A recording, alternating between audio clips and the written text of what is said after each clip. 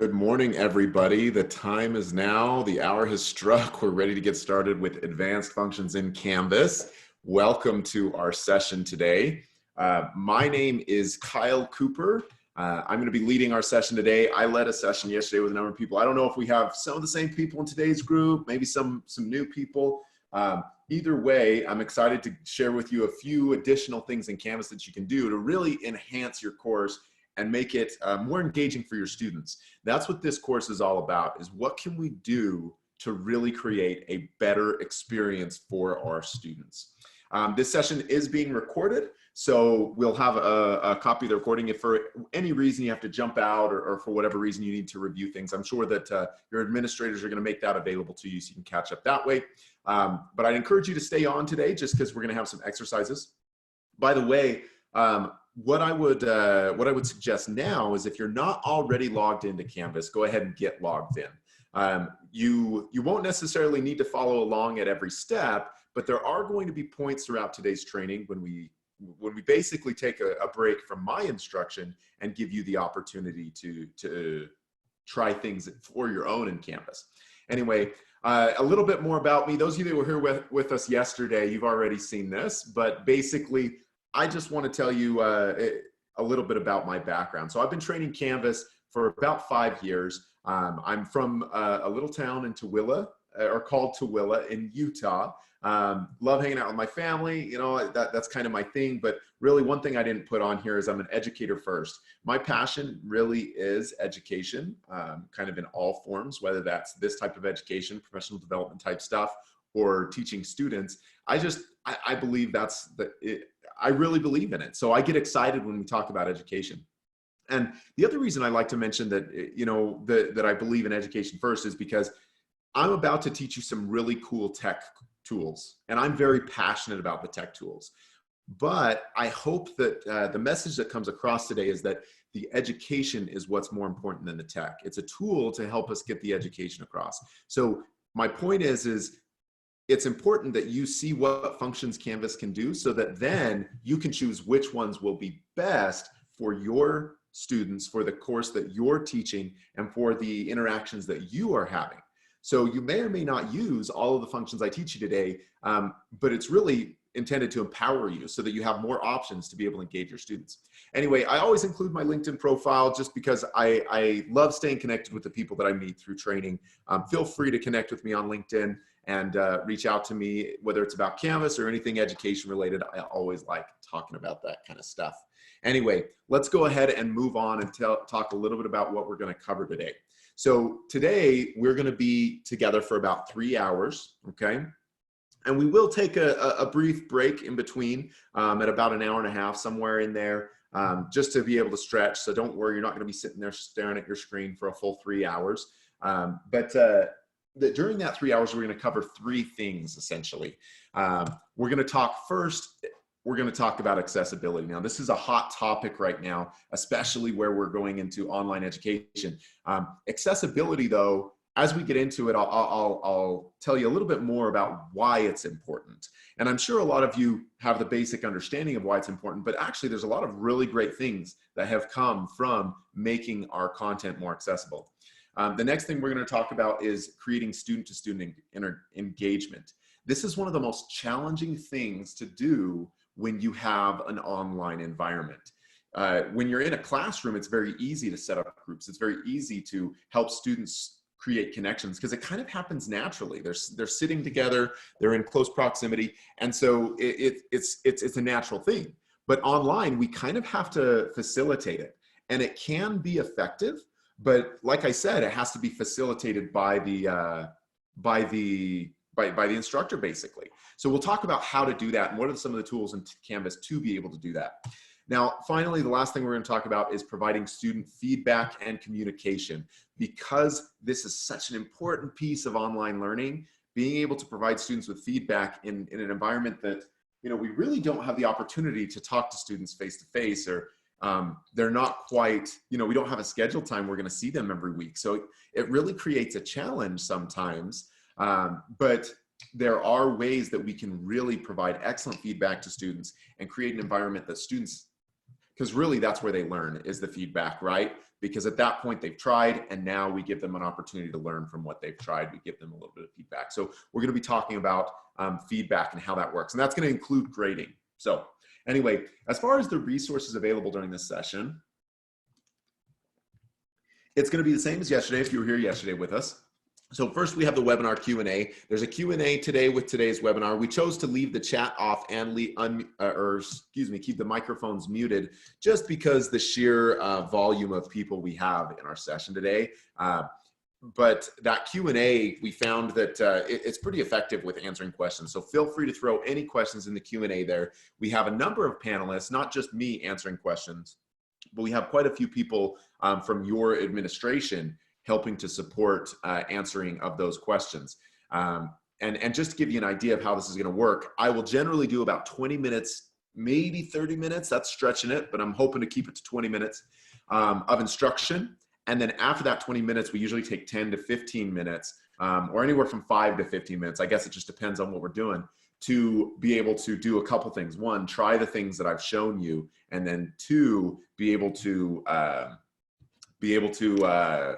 ask any questions that you might have. Okay, so please use that webinar Q&A. We really want you to make sure that you have your questions answered. The next resource available to you is the Canvas guides. This is something that is basically a resource that is available to everybody who uses Canvas, and we won't be looking at them a ton, but I may show you a few guides. There are step-by-step instructions on how to do everything in Canvas, so keep that in mind. And then finally, there is a resource document, or there's a resource folder rather, sorry, I should have put folder, that we're gonna be using for this course. Some of you should have received an email that came from, I believe it was from Gabby Guzman, I believe. I could be wrong there. If anyone wants to jump in and correct me, that's okay. But if we're on the right track, we'll just keep going. Basically, it was an email that had a link to a resource folder. Let me just show you what that folder has in it. So basically, it's got this document that says links for course and then fake users. We're going to be using both these documents today. It's okay that you can't edit them. The links for course, one of the things I'm going to be doing is today, as we use different links in our session, I'm going to be adding links to this document as we go. Okay, so I'll go ahead and yesterday I was sharing these links in the chat, and we found that in Zoom you can't actually copy links from the chat, so it wasn't super helpful. But sorry,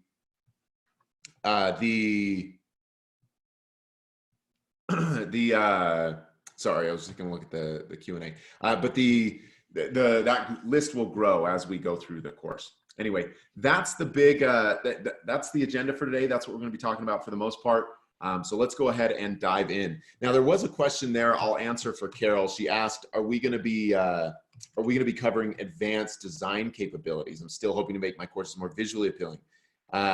Where can you get that info? That's a really great question. It kind of depends. There's a lot of things that we can do. And without looking at what you've designed already, it's kind of hard to really give you specific suggestions, but as we go through, I will be throwing some design suggestions throughout the course as we design things, okay?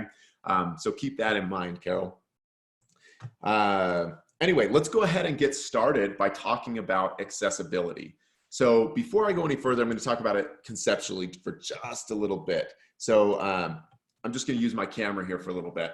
But accessibility, why is it important? Well, there's a couple reasons. The big reason that's kind of blaring and most of us know is for those with potential disabilities or learning impairments, whatever it may be, we want to make sure that our content is accessible for those people. We want to make sure that the content we provide works for everyone. But there's actually more to this. What we've found as we make our content more accessible is that it is also far more convenient for all of our users. A good example is subtitles. So with subtitles, I don't have a hearing impairment, and as far as any disabilities or impairments that I might have, there's no reason why I personally need subtitles. However, I use subtitles all the time. If I'm in a public place and I'm watching a video, I'm going to use the subtitles, right? If I'm at home and my kids are being loud, sometimes I turn on the subtitles. Now I've gotten so used to it that I use subtitles almost all the time.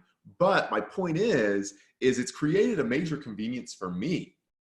because I now have access to those videos in places that I normally wouldn't have access to them because I don't have to use the audio. So that's just one example. Another example is making our content easier to read as far as contrast and using larger text. While yes, it is there to support those with visual impairments, it actually makes an enormous difference for all users, because now it's easier for our users to access and use altogether. So with that said, I'm going to go ahead and jump into Canvas. Let's talk a little bit more about the specifics in Canvas. What I'm going to do today is I'm going to build a page, and then I'm going to share my page into Commons. I'm going to share a couple of these things into Commons. And if you haven't used Commons before, this is going to be a little lesson in how you can get and share content from course to course. So I'll walk you through that process. But basically, I want you to be able to do some of the things that I'm doing today. So when we talk about accessibility, there's a few things that I want to talk about specifically. Basically, let's jump into this accessibility sample before. Okay, so this is a page. This is my accessibility sample before. This is accessibility after. And if we look at these two pages, so here's my before. Okay, I've made a really simple page. I haven't really put a ton of effort into this. But then if I look at my after, it's very similar. Okay. But the difference is this document right here, or the after one, is far more accessible than the before. And some of the reasons why is because basically, so let me share some of those reasons why. So in my before, let me go ahead and click on edit here. My page, a couple of things that are a problem with this page. First, right away, is I'm using a color that doesn't have a lot of contrast. It's green on a white background. So those with visual impairments, it's difficult to read. Now, here's the good news. You don't have to be the judge of that. I'm going to show you several tools that you can use that will help you know whether or not the color of your text meets those accessibility requirements. So be aware of that. But the color of your text is going to be important.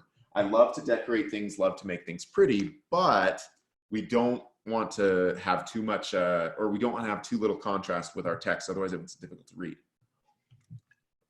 The next problem with this page is actually right here, this table. So tables, it's not that they can't be used in Canvas, because they can, but they really should only be used to reflect data. They should not be used to show structure or to format objects, which is what I've done here. I've put in a table so I can put my image over here and put my text over here. The tables really shouldn't be used that way. And let me give you a better example as to why. So here's an example from WebAIM, which is an organization. They basically support accessibility, and they have a lot of resources and documents in regards to accessibility. I use them quite a lot as my reference. But if we look at this example, so this top example, someone used a table to create this format of a table, or this formatting of an image, right? So they've added this text, and it's basement toilets must flush up, and they weren't able, they maybe didn't know how to create that formatting structure without a table, so they chose to do it in a table. But the problem is down below, how tables read in a screen reader. So someone who has a visual impairment that may be using a screen reader, they read linearly. So here's cell 1, 2, 3, 4. What happens is this, if a screen reader was reading this, it would say basement, up, toilets, and then in whatever this image is, so it might skip it or it might say toilet, flush, must, okay? And that makes very little sense to somebody who's trying to work through this content. So it's just not going to work. And a lot of times we run into these problems when we try to format our tables using, or we try to format our content using tables. So don't use tables. The next one is the early life right here. This is actually, if you look at this, I've used it as a heading 4. If you're not familiar with these different formatting options, you can set headings in a web page. But the problem with these headings is it's not that you can't use them. I encourage you to use them, but you have to go in order of the heading, okay? What I mean by that is this first one is a heading 2. I would need to set this up as a heading 3 in order for it to be to follow my accessibility standards.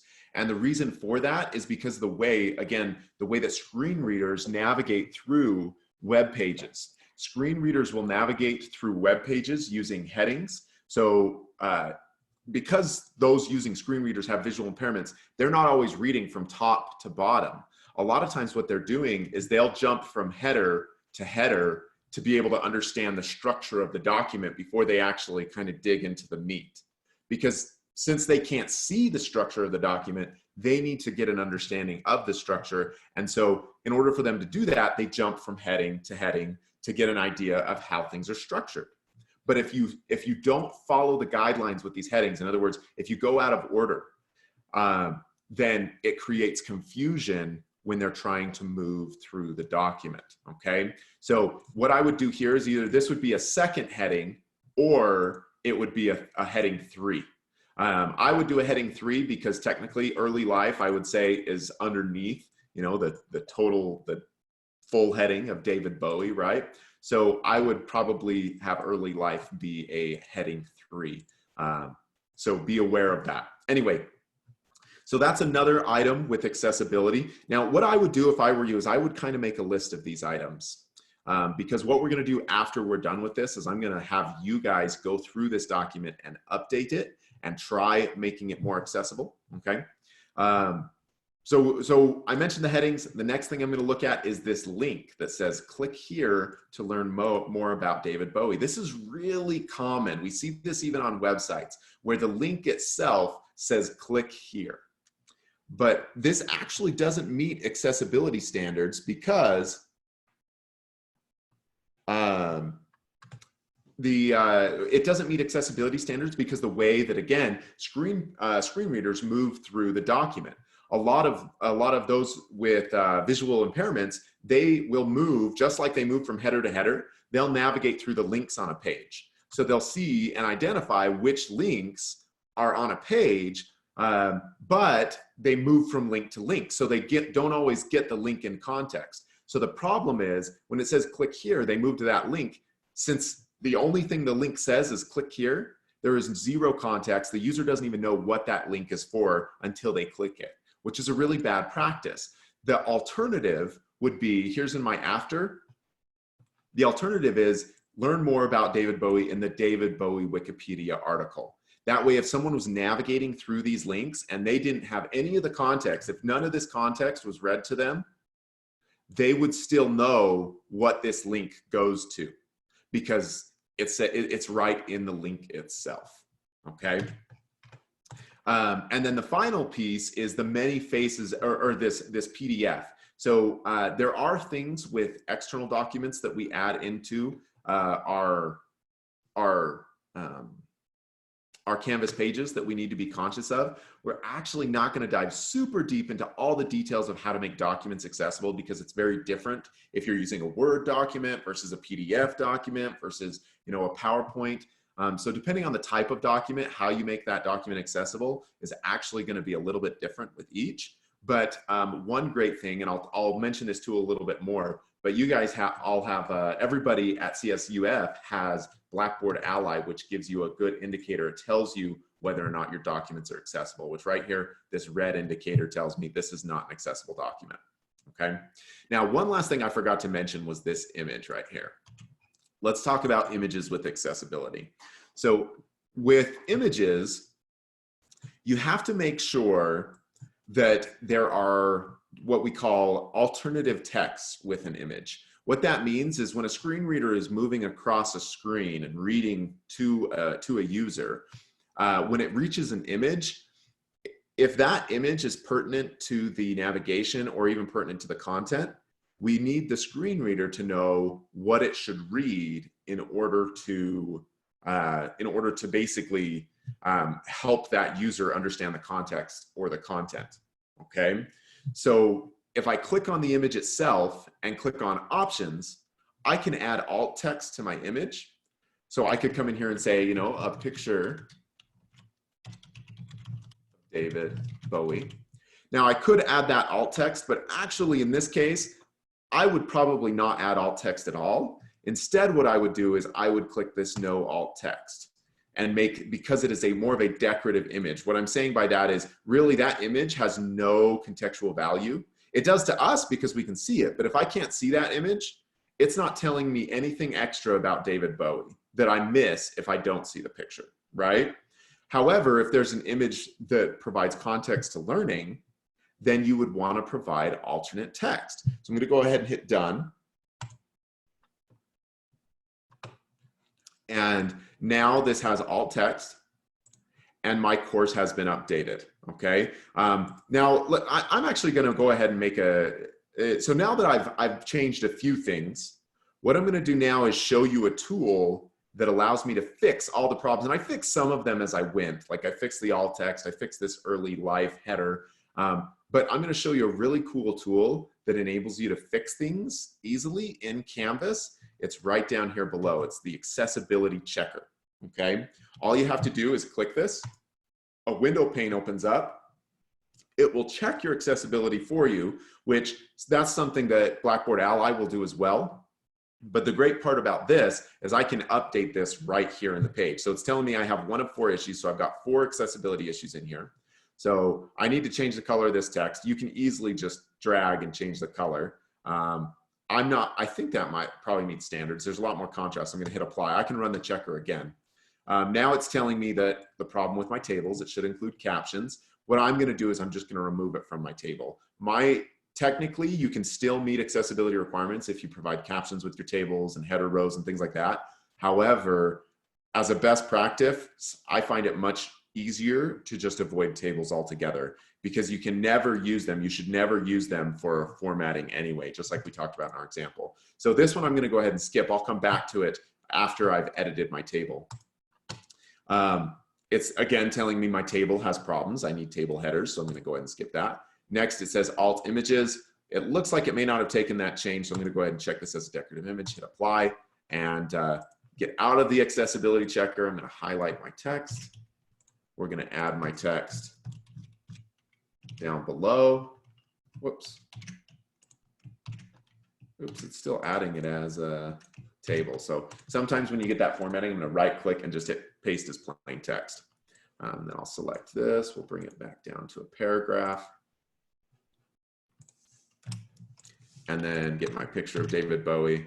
We're going to get rid of my table, put my picture of David Bowie in there. And now, if I run my accessibility checker, it gives me my balloon saying that there were no issues with accessibility. Okay. So now my page is looking much better. Now I'm going to show you a few things a little bit later on, but I want to give you the opportunity to kind of try using that accessibility checker, give you a chance to kind of poke around with accessibility and see how your pages work. And more importantly, this exercise, I am going to give you access to be able to try it on my page, so you have access to some of my content. However, I think it's really important that you use this accessibility checker on your own pages. So if you have a Canvas course or if you have any Canvas pages that you've already built, during our exercise, I would encourage you to use the accessibility checker. So Terry, you asked, where's the icon? It's at the bottom of the page, but you have to be in edit mode. So if you're not in edit mode, then it will not display. You have to go into edit mode. Okay. So, all right, so I'm going to go ahead and hit save. And what we're going to do now is we have to set things up for our exercise because I want to make sure everybody has a page to work with. We're going to give you this accessibility sample before page. I'm going to share this to Commons, and then you all can go and grab it from Commons, put it in your own course, and then from there you'll be able to kind of practice on this page itself. So really quick, I need to just take one action really quick. I got to add myself as a teacher to my course because I'm not added yet. I'm just, give me just a moment. Okay.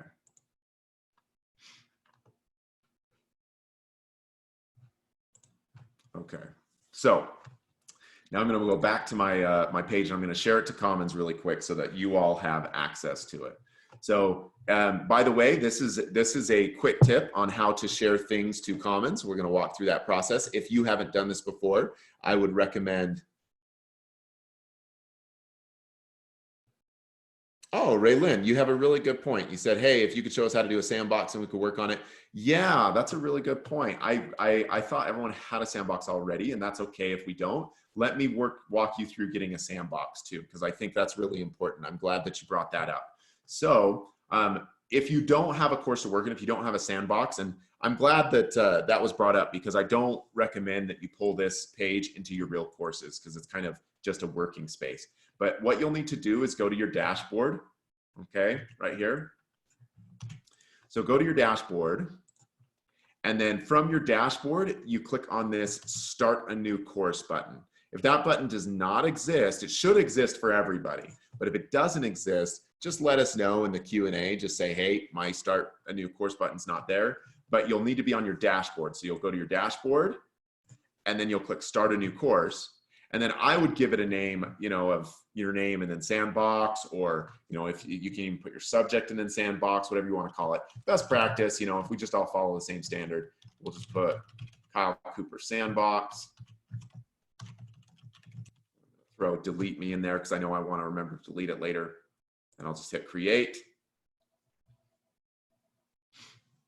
And now I have a fresh sandbox to work in. So if you don't have a space to work in, if you don't have a Canvas course to work in, that's where I would go, is create a sandbox there that you can work in, okay?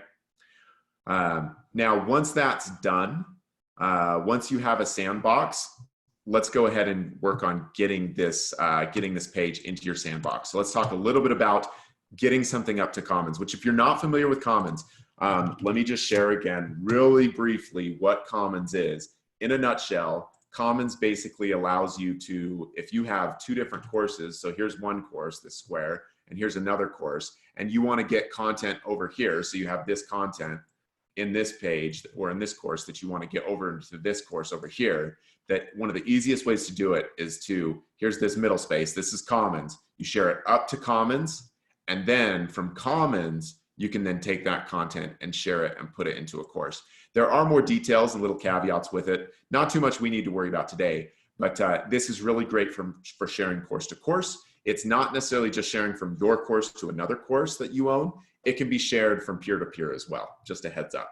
So let's go ahead and jump over into my before page to share this to Commons. And this is true of almost everything in Canvas. All I got to do is click on the three dots right up here when I'm on the page, and I hit share to Commons, okay?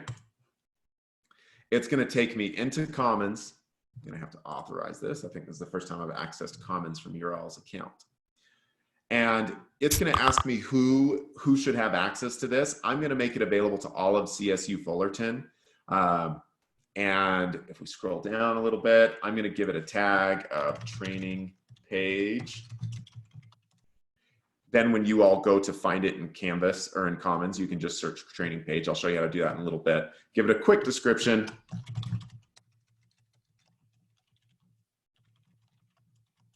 Normally I would give it a better description, but I don't think anyone's going to use this outside of this training, so I'm not too worried about it. And then if I scroll down now, I'm ready. I got to add an image. So I'm going to go ahead and just pick kind of a random image there, and then we'll go ahead and share it. I'm not too worried about the settings here.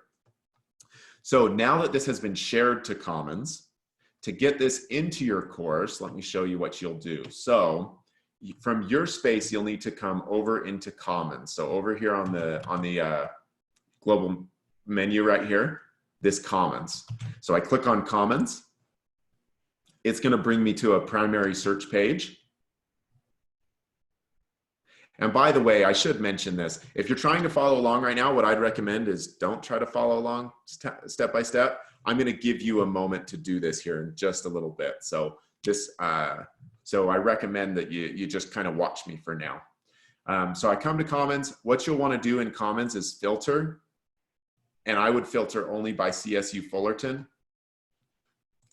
There hasn't been that much shared, so honestly, you shouldn't have to search for it. But if you do, you can just search training and that page should come up, okay?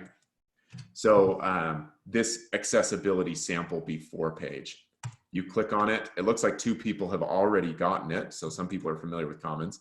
I click import download, Now it should show me my courses right here. I can choose which one I want to push it into. We'll push it in that new sandbox that I created and just select import. You can do a download, but for our purpose today, just do an import. That's the easiest way to do it.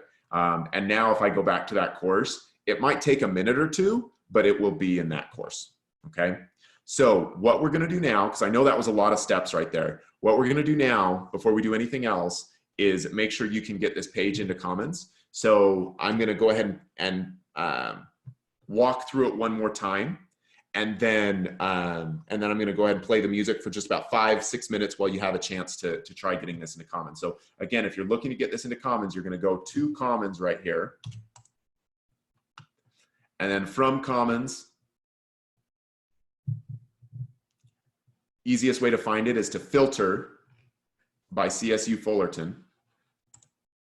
And then there it is right there. If you need to search, you can just search training. But if I click accessibility sample before, now I go import download. It looks like 25 people have been able to get it already. Perfect, that's awesome. So I click import download, check the box I want it in, hit import into course, and I'm done, okay? So I'm gonna turn the music on for just a minute and I'll watch these downloads to see how many people are getting it. If you need help, oh, oh dang it, I shared the wrong stinking page.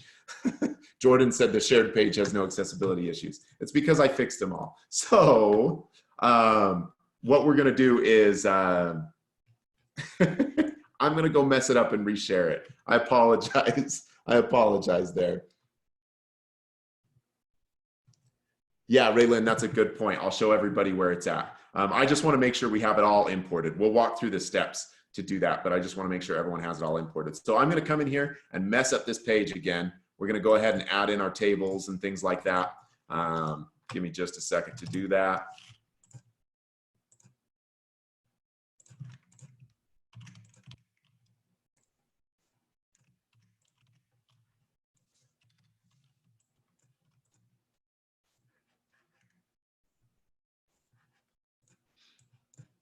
Change the color of our text here. We'll do a lighter green there. And then that click here. And while the accessibility checker didn't catch everything, there are still some that I didn't fix. So we'll talk about those. Anyway, I'll go ahead and save this. Now we're gonna have to push it to Commons again, or we're gonna have to update it. So this is a good lesson in updating as well. I apologize. So since this is something I'm updating, what's gonna happen, just to give you guys an idea, when you share something to Commons, the link does not remain, meaning when you have a, when you have a, when you have a course here, and then here's Commons, and then a course here, if you share something to Commons, and then it gets shared to a course, if I update this page, the update does not happen in Commons until I push that change. And then same thing here, your content that you push to your course will not update until you choose to push the update. So you'll have to go back into Commons and push the update. But let's go ahead and make sure this is shared in Commons. So it's an update, copyrighted, version notes is added, accessibility problems, and update. So now if you go back and re-import this content, it will update your page. So you'll have the new kind of broken piece of accessibility page. So I want to give everybody a chance to get it from Commons. So far we have like 64 people in our session today and only 37 people have gotten to it yet. So I'm going to give a little bit of time for that. Please let me know in the chat if you have any questions and we'll go from there.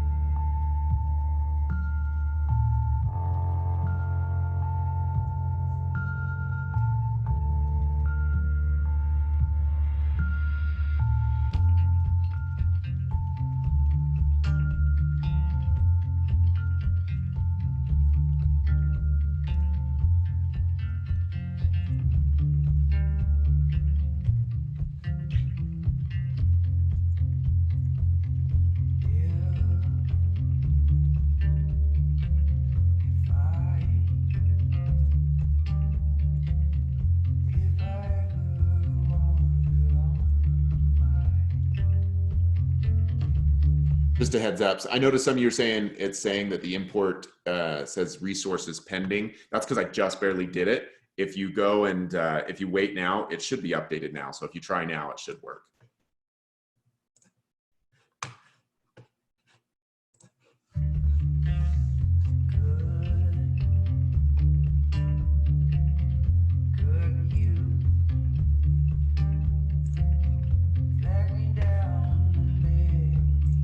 Okay, so we have 70 downloads now. I'm not going to sit here waiting. It looks like we've got most people in there. If you're still having trouble, then I would just let us know in the chat. Now, just a heads up, the question was asked, and actually Raylyn confirmed this for us. The question was asked, do you get a notification when stuff in Commons is updated? The answer is no. You're not going to get an answer on that. So you'll just periodically check that. And that's partially because if you're pulling a lot of resources from Commons, then you'd be getting a lot of emails every time that stuff is updated.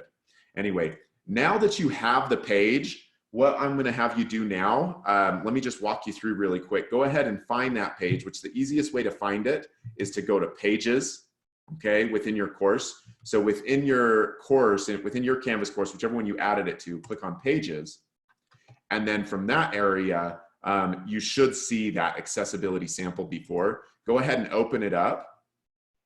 And I want you to try using, so if you click Edit, try using the accessibility checker. But one thing that I want to note is that some of these things the accessibility checker will not find.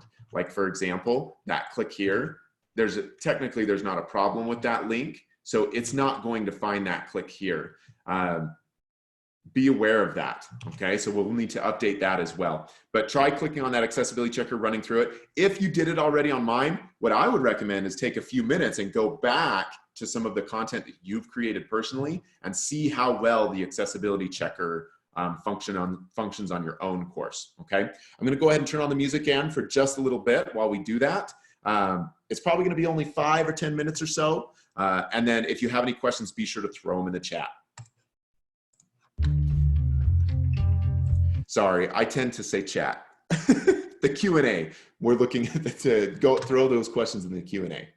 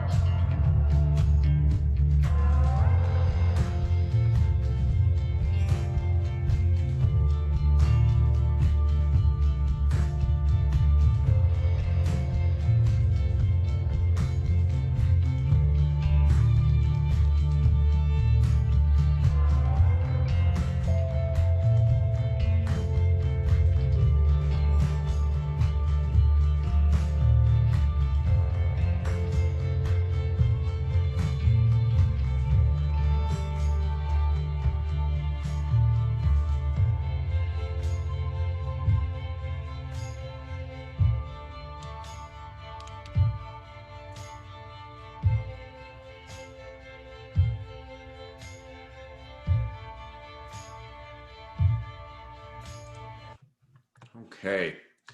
So at this point, what we're going to do is go ahead and move on. But before we move on from accessibility, I want to show you just a couple other things that are available to help ensure that your content is accessible, that your course is working well. So one is you all have Blackboard Ally, which you're probably familiar with because you had it in Moodle as well. But I want to show you where those things show up in Canvas and how they show up in Canvas. So first, if I click Student View, I'm going to look at this content from the student perspective and click accessibility after. We're going to go to this page. And I found that, a couple of things with Blackboard Ally. I'm not sure if it showed the same way in Moodle, but with Canvas, basically any PDFs or documents or Word docs, students have the ability to get alternative formats, whatever they may need, just like they could in other in Moodle when you were using Blackboard Ally. So they have the ability to download these alternative formats, which is really great. That's one of the reasons why you want to make sure your documents are accessible, because the ability for Blackboard Ally to create that alternative is very contingent on the document itself. So you want to make sure that you have that set up properly. So that's that first thing that I wanted to show you. The second thing was I wanted to show you was the accessibility report. You have the same thing in Moodle, but it's also here in Canvas. If you click on accessibility report here, we have our accessibility report where we can go through and fix any issues that are in our content. And I'm not going to dive deep into how to use this. This is something that hopefully you're familiar with. However, as if you click on an item, you can then click on that item itself, and then it will tell you the particular problems that it has with help boxes on what it means and how to add descriptions. It walks you through all of those steps, which is really fantastic. So you still have those same tools with Blackboard Ally.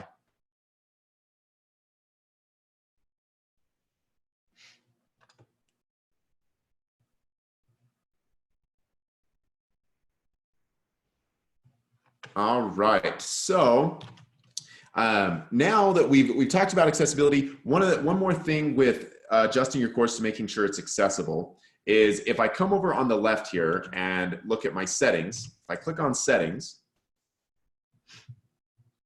I want to show you another tool that is extremely helpful as you build your course and make sure that everyone has access. It's this right here, this validate links in content tool. Okay, the validate links in content tool is essentially it checks all the links for you in your course. Now, my course doesn't have a ton of links in it, but if I click validate links and I click start link validation, this will take longer if you have a larger course. Mine was very quick. You don't have to sit and wait for it to run, but it will check all the links within your course and then tell you what content is not available. So for example, in this one, it's telling me on my accessibility sample before page, if I open that up, this link in particular, the content was deleted. So if I open that up and click on the link, you'll find that that file has been deleted, so I don't have access to it. So it's telling me I have a broken link. This is an exercise that you want to go through frequently as you develop your content, just because it could be possible that you accidentally break links while you're developing content. Also, from semester to semester, as you're moving content over, if you use any external resources like other websites or anything of that nature, they could potentially change, and at that point, your link is broken and you won't even know about it. So this link validator is critical when you're talking about making sure that your course functions as it should, okay? So this is, so that's what you'll find here in settings. When you click on settings, there's the validate links and content, and you can validate the links there. So now I'm gonna give everybody a chance to go and find that. I don't know that we necessarily need to take very long on this, because I think once you go to the validate links and content, it's just a matter of clicking that button. There's not a lot to it, but take just a moment to go and try restart running that link validation. Once you fix it, by the way, here, if I open up my before sample, and I'm just going to actually remove that link altogether.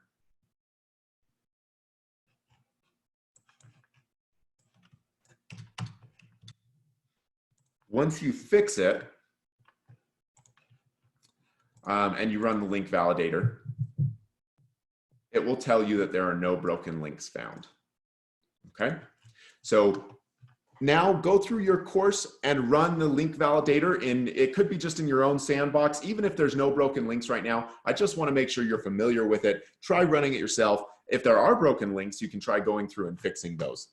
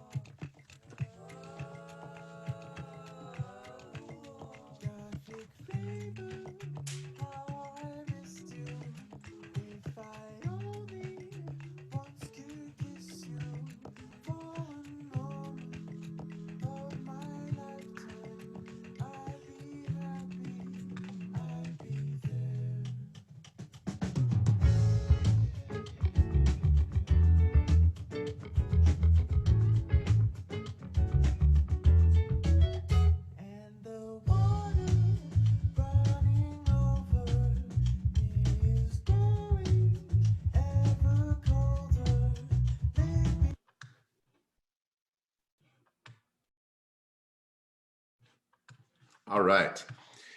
Question just popped up. April, you said, would you do anything with ShareStream? All my ShareStream links are broken. I'm not sure what external tools you're using quite yet, and I'm not sure about ShareStream.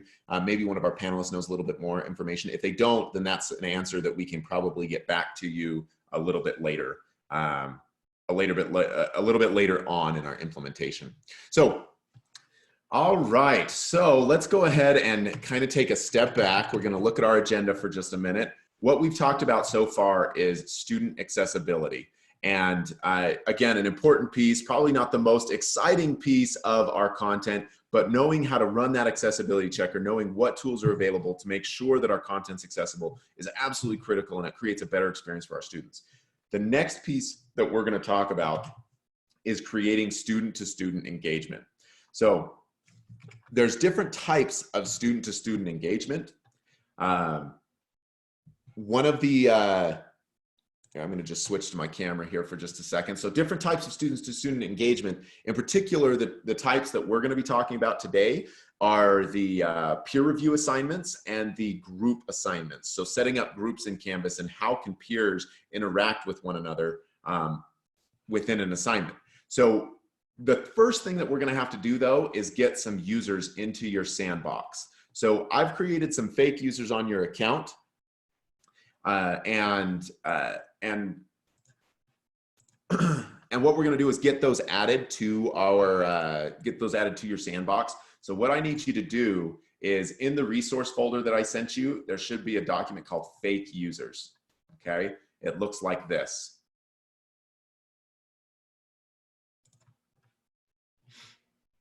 So within that resource document, what you're going to want to do is, so everyone pull up the resource document right now, but then you don't necessarily need to follow along right now. I'm going to show you how to do it, then I'll give you a chance to add the users. We're going to walk through a few steps just to make sure we're all set up with our fake users. The nice thing about having these fake users in your account is that you will be able to, use them as samples going forward in your sandbox. So we're going to use them as we create group assignments. We're going to use them as we create peer review assignments. You'll be able to see it from the student's perspective and kind of see how those work. So you can explore and kind of test the waters with those different interactions. Now, just a heads up, these fake users, they have their usernames are listed here, but their passwords are the same thing, except for this. I need to change. I'm pretty sure the password is lowercase there. So all of these users, they have the same username and same password. And I'll show you how to log in as these users so that you can kind of see how things work in your course. But don't try to get too far ahead, just because it can get a little bit funky when we're all logging into the same users. So just a heads up. Anyway, if I go ahead and I copy this list, so I'm going to just grab this list, copy it, and you don't necessarily need to follow for this piece. I'm going to give you time to do it, and then we'll answer any questions. But if I jump over to my, we'll go to that new sandbox that I created. Here it is. So from here, if I find my people tab within a course, and then I hit add people. I'm going to need to select login ID, okay? Because that's the credential we're using, is the login ID. So I'm going to paste that list here. I can paste it just like that and then hit next. It's going to make sure, you want to make sure that it says the following users are ready to be added to the course. If you do it incorrectly, it may say the following users can't be found, okay? So it should give you this message, and then you hit add users, and then you're done.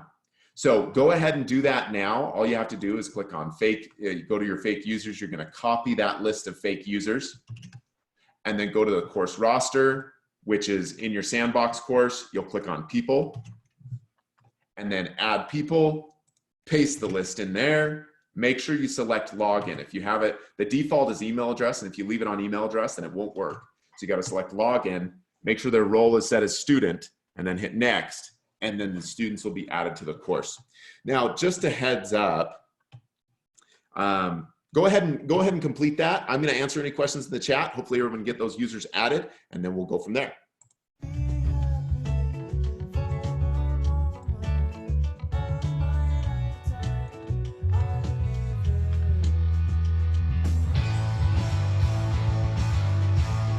On the back end, I'm just going to be looking at these users so that I can tell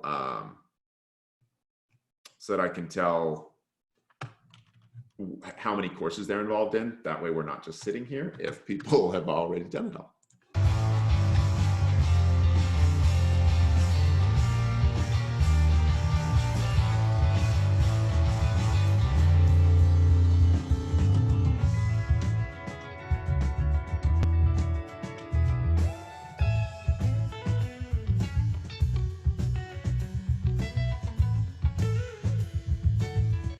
So I have them enrolled in about half the number of courses that we have participants. So if some of you haven't done this, I'd really encourage you to, because we're going to have some exercises that basically you will not be able to complete without these fake users. If you're having trouble, be sure to ask us in the Q&A. I want to make sure everybody's able to do this. And I'll keep kind of checking to make sure that we have plenty of them enrolled.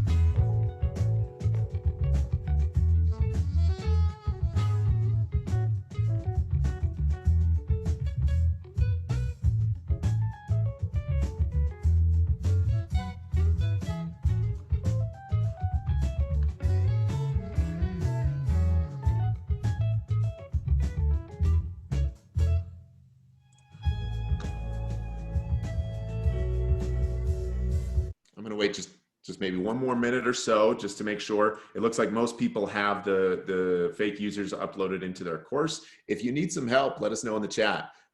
This is a step we don't want to miss, just because if we do, there's going to be other exercises that essentially you just won't be able to complete later on.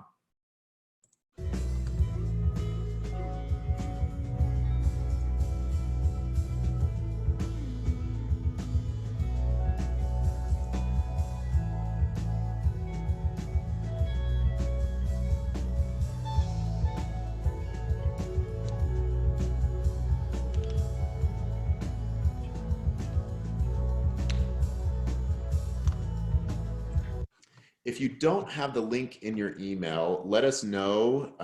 We can resend that. Some of our panelists have that email. They'll be able to send it to you. Just let us know if you can't find the email, and then we'll make sure it gets sent to you. So just like some people have done already, be sure to let us know. That way you can get access to that. Knowing that, I'm going to wait just a couple minutes or so that those who are still getting that email are able to get set up.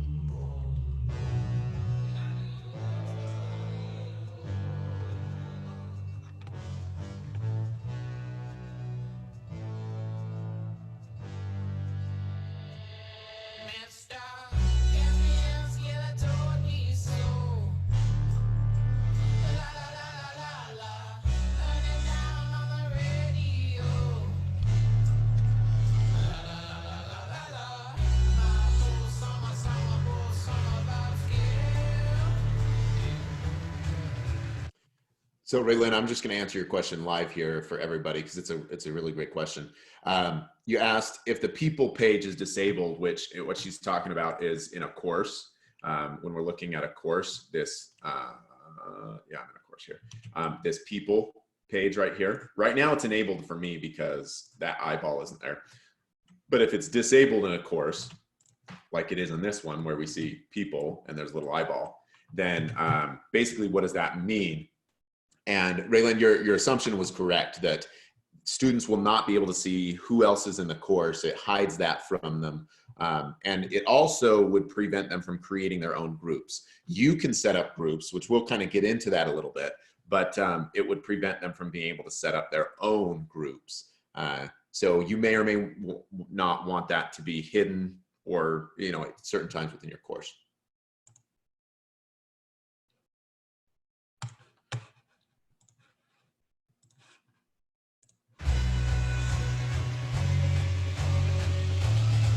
Okay, so we've got 49 people have been able to get these fake users in their course. We're going to go ahead and move forward with that. I think that's most everybody. There may be a, yeah, if your users say pending, Leslie, that's okay. That just means they haven't accepted the invite, which they may or may not. They're fake users. I'm going to show you how to log in as those users here in just a moment.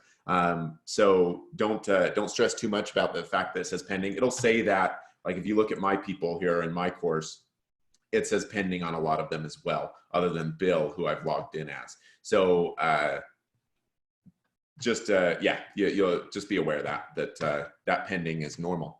And by the way, one thing I should throw out here too, you are not going to add your students to your courses this way. We're adding them this way because they're fake users. They're not going to get in there any other way. But for you all, and correct me if I'm wrong, someone from our administrative panel there, you all, your users will be added to your courses for you. So you do not need to add them. You should not, yeah, Justin, you'll add the fake users using the login ID. If you're talking about the fake users, yeah, that's the case. So. Yeah, that's correct, Kyle. The integration with our student information system is in place, and courses and enrolled students will automatically populate in Canvas. Perfect. So yeah, so you won't have to ever add your own users ever again. Okay, this was a one-time thing. Anyway, now that we have those users added, I want to show you how to log in as these users. Now this is where it gets a tiny bit tricky. Okay, not too tricky, but maybe a little bit. Because you're already logged in your browser as yourself, you're going to need to use a incognito window. If you're using Chrome, is what they call it, incognito in Chrome. I think in Apple it's called private browsing. I can't recall the different names, but I did provide a link in that in the resource folder. There's a course links, and there's a link in there that will bring you to this page. Basically, it tells you how to get into private browsing mode. So in this case, you know, Chrome, it shows you how to do incognito window, which is what I'm going to do. If you're in Mozilla Firefox, how do you do a private window? And then if you're in, yeah, if you're in Apple Safari, that's how you do that there. So you're going to need to know how to access an incognito window. If you haven't done that before, use that document as a guide. But watch what I do first, okay? So you don't necessarily have to jump in and start with it, but if I click on new incognito window in my Chrome, it's gonna open up this incognito window. I need to go to my Canvas site for Fullerton, so for CSU Fullerton. So I'm gonna go ahead and select my link, the csufullerton.instructure.com, and pull up my incognito window. It's now going to allow me to log in using a username and password, okay? I'm going to log in as Bill Weasley, which his username and password, it's the same as it is as the fake user. So it's the same as what we uploaded. So it's B Weasley, and then his password should be B Weasley. Oh, hold on. Oh, this changed on me. Sorry, give me just 1 second. We might have to, I might have to pull an audible here. This is our single sign-on, so we want. Yeah, so this is the link you're gonna wanna use. I need to, I'll add that to the, to log into Canvas as the fake users. This is the link you're going to want to use because the users don't have single sign-on. I added that to the links for the course. Okay, so if you go to that document, that link is in there now. But that's the link you're going to want to use in your incognito window. So you'll go to that, type B Weasley or whichever user you're going to sign in as. Hit log in. And now I've been added to all these courses. Notice there's all these invitations. And because of this, it's going to be a little bit, I mean, this B Weasley character, it's going to be a little bit of a challenge to get to the right course. So instead of trying to find your course on the dashboard, a much easier route is going to be to look at your course number up here. And then up here, we just basically highlight courses and then that number. Hold on here.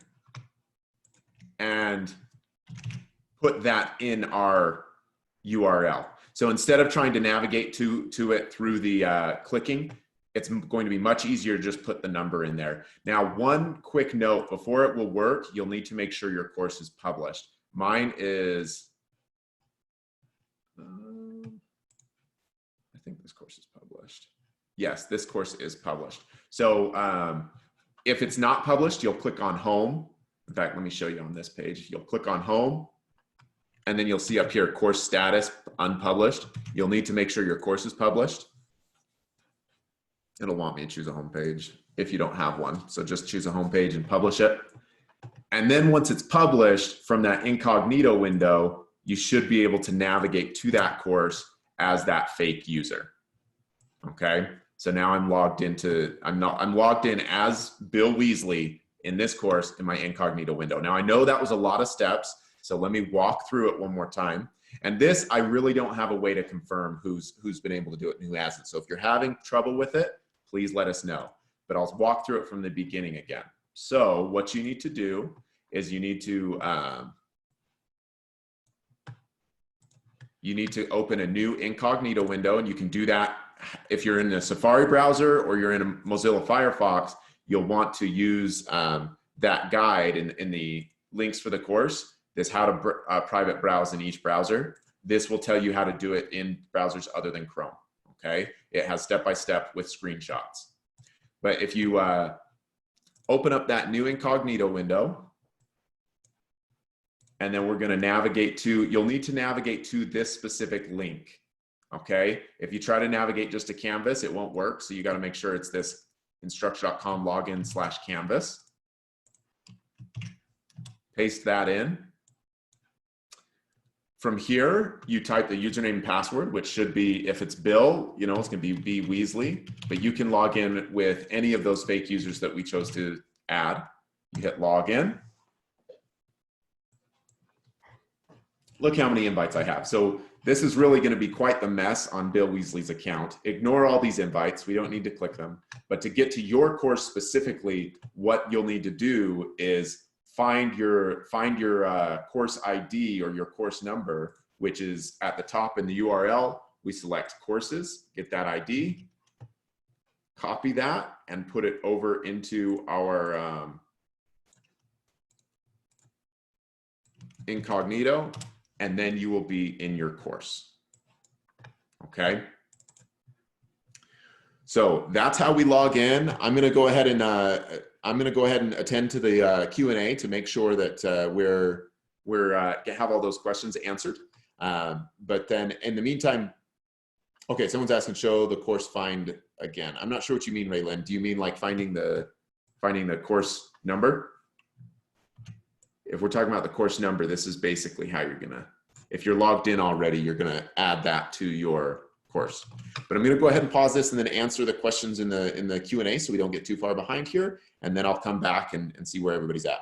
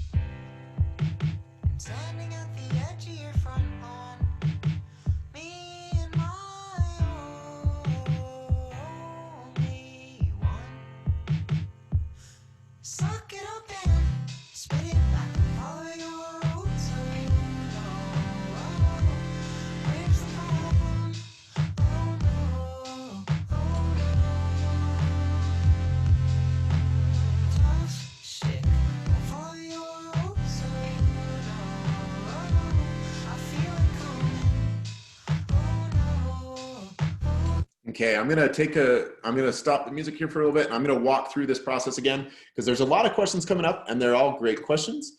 And I just wanna make sure that, that we got where we should be. So if you did it correctly, you should have two different windows now. You should have your primary window where you're logged in, and that's gonna be your teacher account. We're gonna kind of be navigating back and forth from your teacher account to the student account, which should be one of our fake users. In my case, it's Bill Weasley. If you're not sure if you logged in correctly, you can click on account and it should tell you who you're logged in as. So right now I'm logged in as Bill Weasley. Some people were saying that when they went to the course, it said something about a future enrollment. What that means is you've been enrolled in the course, but it may not be published. So in that case, you need to make sure you click on the home page and make sure the course is actually published. My button's gone away. Another way to publish the course is if you go to settings, and there should be a publish, unpublish. Oh, they must have changed that. So since my courses have already been published, you don't see them, but where you'll see them on yours is if you go to your home page, there'll be a publish, unpublished button right here, or basically a publish button. You'll want to make sure that the course is published. Otherwise, you will not be able to access the course as a student. So be sure that that is done. I'm going to go back to the chat. We still have lots of questions popping in. I want to make sure this piece is done so that we can move into our exercises. So give me just a second to make sure our chat or our Q&A is good, and then we'll go from there.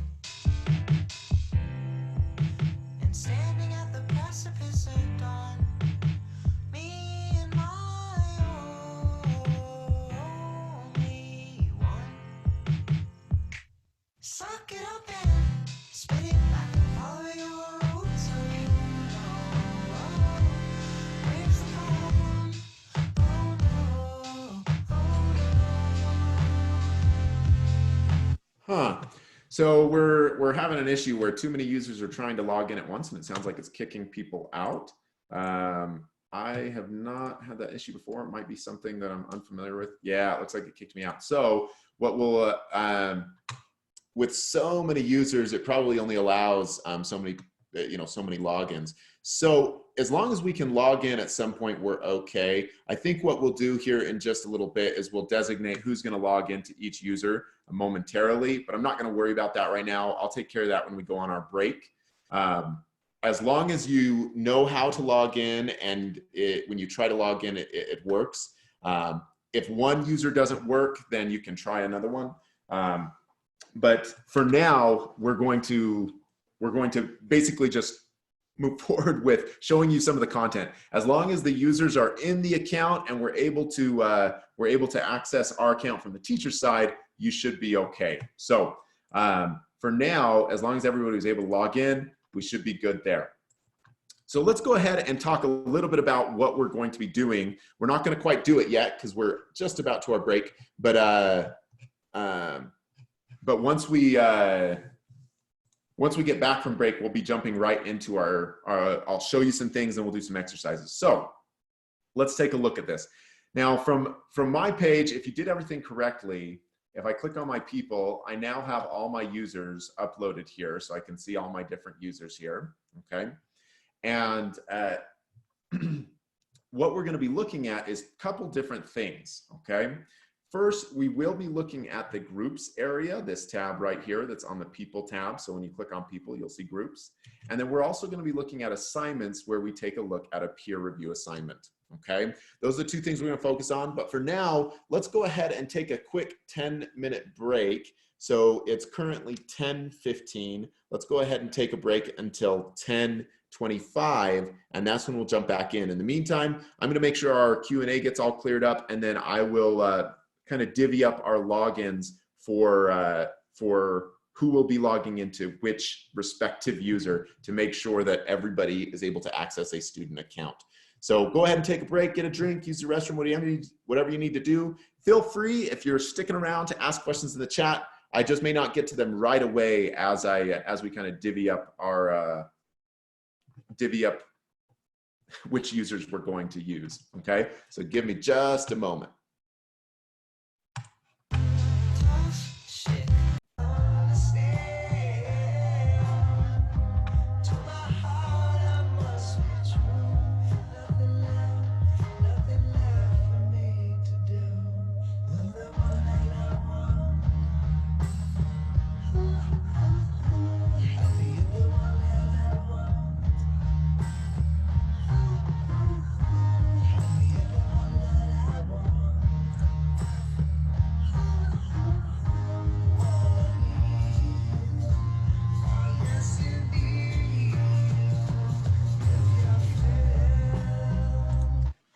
All right, okay, guys, we're going to go ahead and continue. To combat that concern that we had too many people in a particular user. I haven't used that many people in a user before, so I was surprised. We've got a lot of people in a group.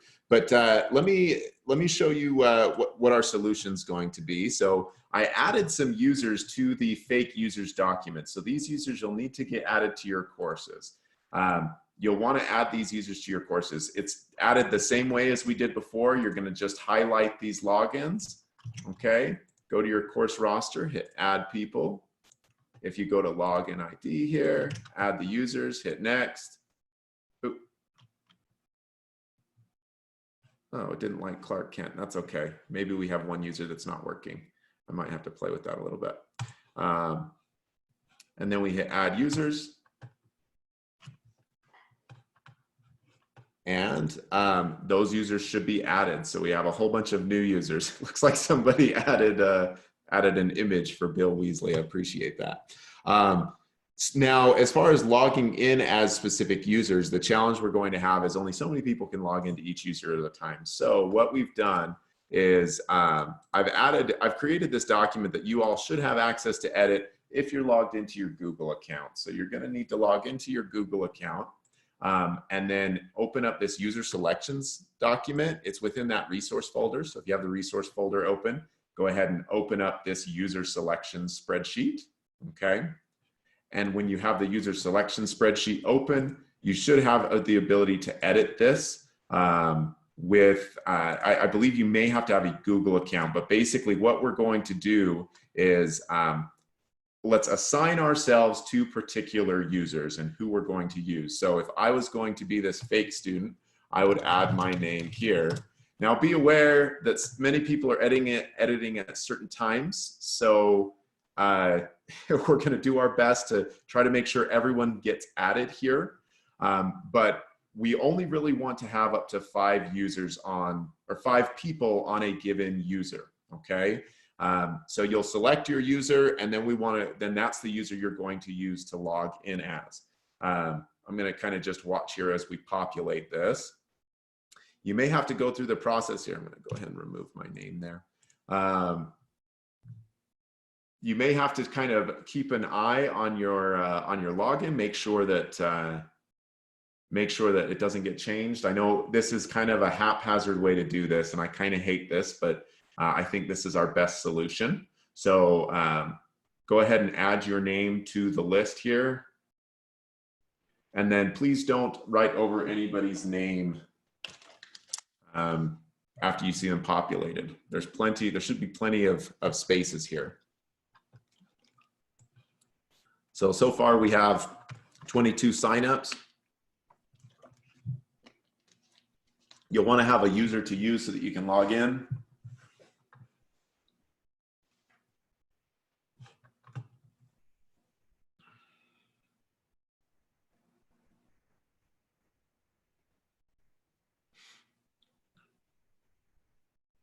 If we're having problems, let me attend to the chat really quick. Where's the list?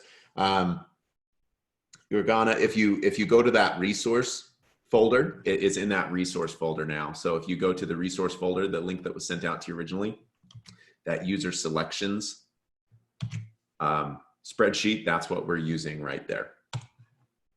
Once you've selected your user, feel free to go ahead and log in as that user. The username and login should be the same. But you'll need to make sure those users, the new users, actually get added to your course.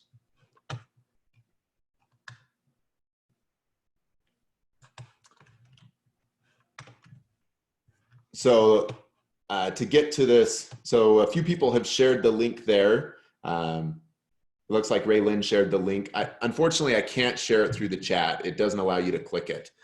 So if you go to the resource folder, you should be able to open that user selection spreadsheet and then be able to add your name from there.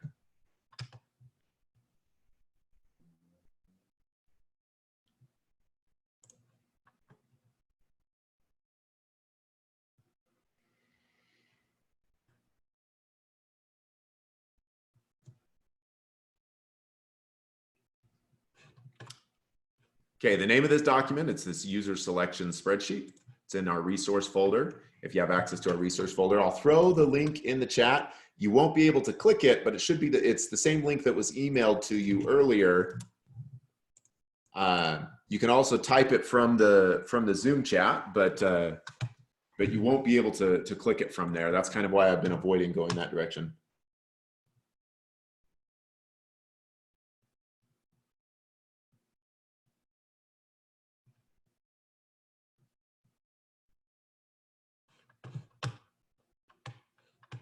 Okay. I'm hearing that people are having trouble with passwords. Let me just check really quick.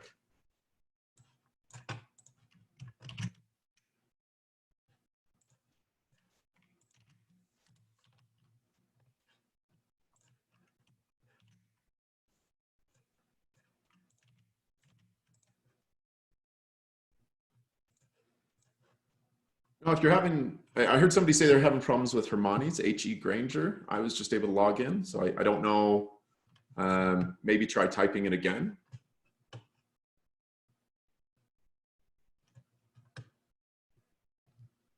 So the links are live in Q&A. So if it looks like somebody did share the link, Raylyn shared the link to Google, so you should be able to click that link and access.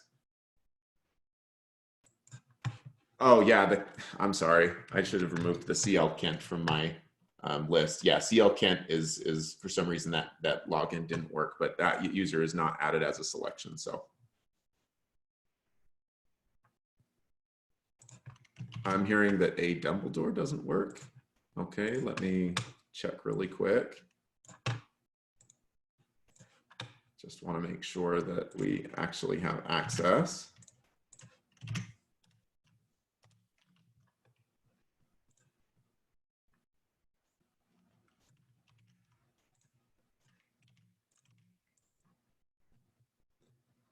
It's because the login, it's AL Dumbledore. You may have typed it not quite correctly. It worked for me. I would recommend copying it directly from the sheet. It's AL Dumbledore.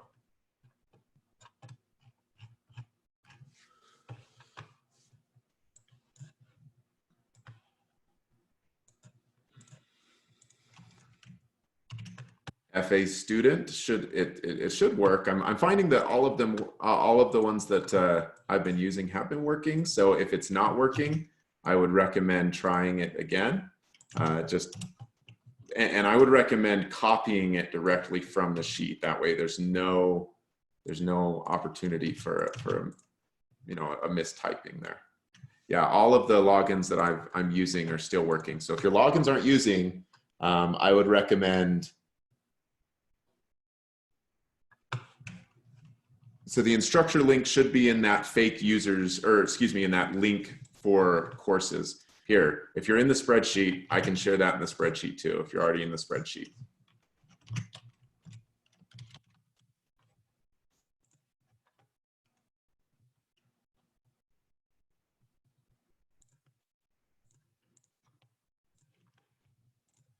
the links are available.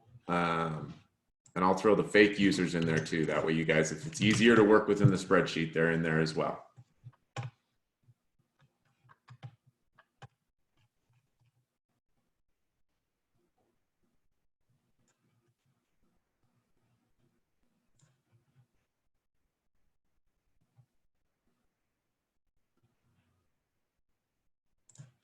Okay.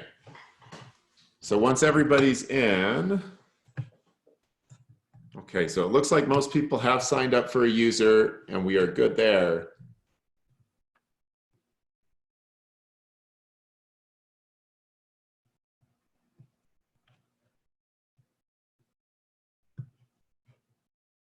So I want everybody to be able to have at least one user that they can log in as.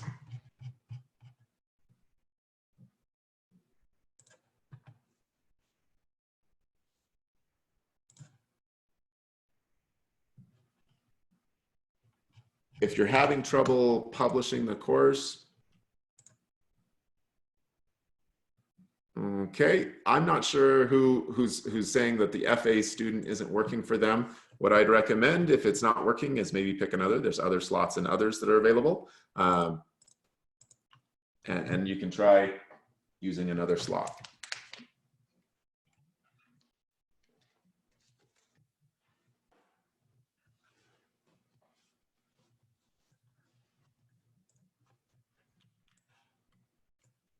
Okay.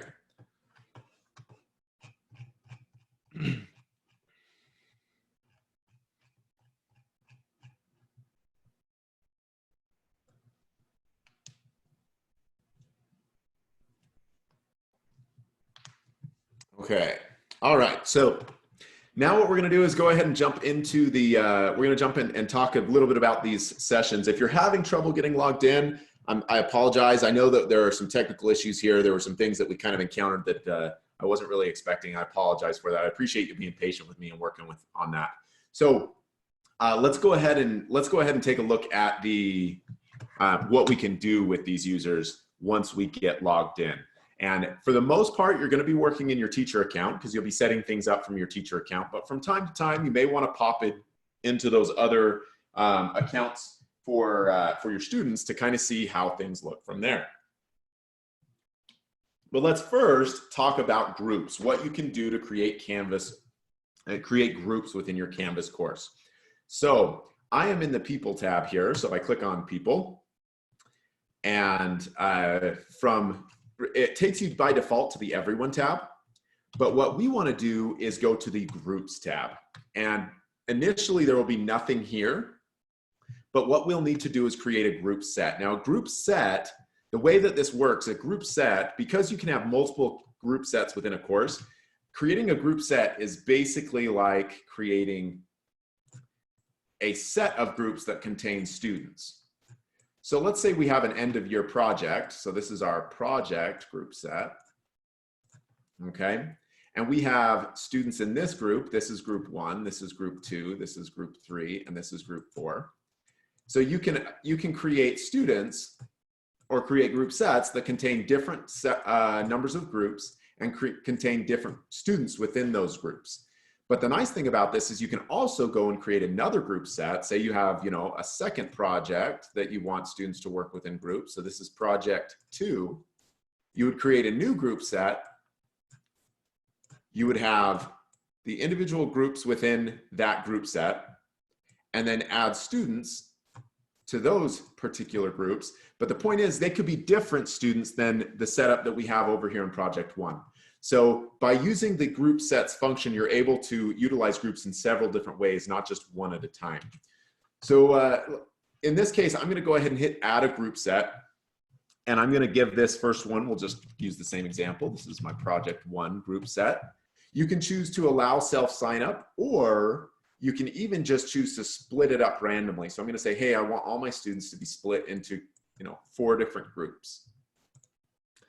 And we could assign a group leader. I'm not going to assign a group leader at this time. Basically, the difference in all these settings, so if we allow self-sign up, that's going to allow students to sign up for the groups themselves. However, they won't be able to sign up unless unless you provide the people tab to them in your Canvas course. With the group structure, there's some, you can either choose to create them manually or require group members to be in the same section. What that means, a section in Canvas represents a group of students that are enrolled in the course together. What I mean by that is if you teach History 1010 and you teach that 3 different times that week with 3 different sets of students, those sets of students would actually be different sections in Canvas. So if you're wanting students to only participate with others who attend the history class at the same time, you would want to check this box. If I scroll down a little bit further, I'm going to leave this leader thing. I'm going to leave it blank for now. We'll come back to the leaders in just a moment. But when I hit save, now it creates my groups for me. So if I can still go back to everyone in my class by clicking the Everyone tab, and this is everyone in my class, but if I click the Project 1 tab, I now have my set of Project 1 groups. And I have full flexibility and functionality to be able to edit these groups. So I can come over to these 3 dots and click Edit, and I can change this name if I wanted to change the name. I can remove students. So if there's a problem student in one particular group and we needed to change groups, we have full control. So you're never limited to whatever the system sets up for you. You still have full control, but essentially it makes it easy to set up the groups for you. And you can easily at a glance see how many students I've got. 3 in this one, 3, 4, and 4. So that's the basics of creating a group. That's the next thing we're gonna do. So now I'm gonna give you a little bit of time to go into the People tab, click Add a Group Set, and create your own group set using the users that are added to your course. All right, with that said, I'm gonna go ahead and turn on the music again. I need to attend to the chat. We've got a lot of things that I need to work through to make sure that our questions are coming through clearly. So take a moment to create groups yourself, and then we'll jump back in and show you what you can do with these groups after.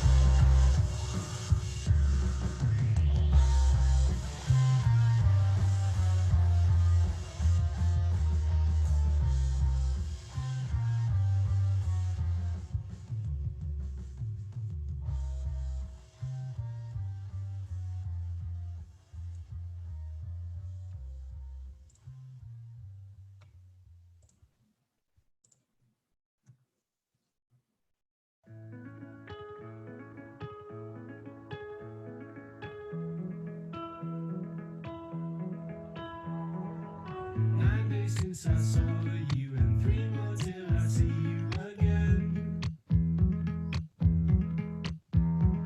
We end our usual phone call and fall asleep just after 10. I'll leave a set of my keys somewhere safe for you to use. And I don't have to ask if you need me, 'cause I know you do.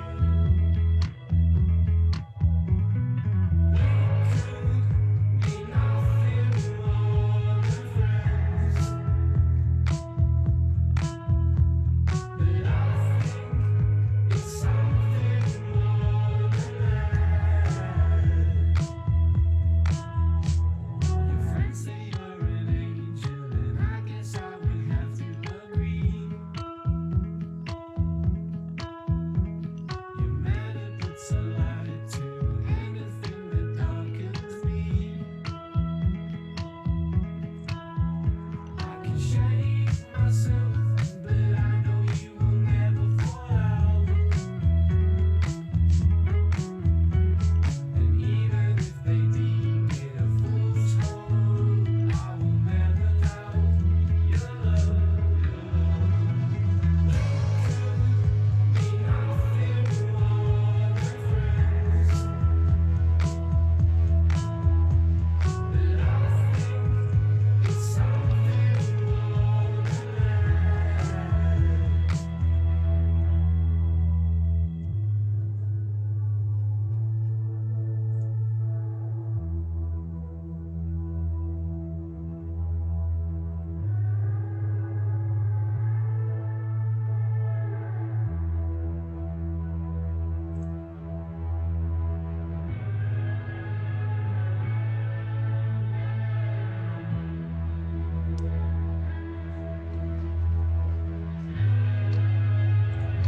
Okay, we're going to jump back in and see what we can do with these group sets. So a lot of people have been asking some really great questions about, okay, so do I have to create this group every time? How does this group work?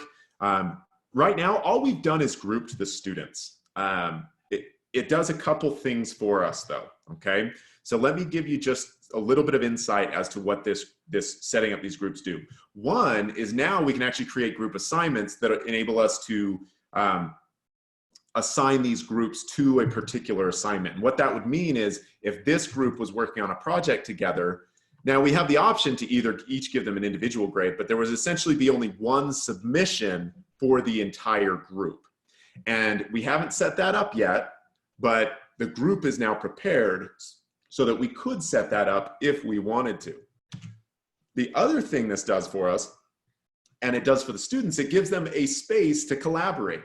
So if I click on my 3 dots over here, by the way, if you're not familiar with these 3 dots, these 3 dots, they're user options that basically give you additional options everywhere in Canvas. So whenever you see the 3 dots, if you're unsure where to go, I would click the 3 dots and see if that gives you the option that you're looking for.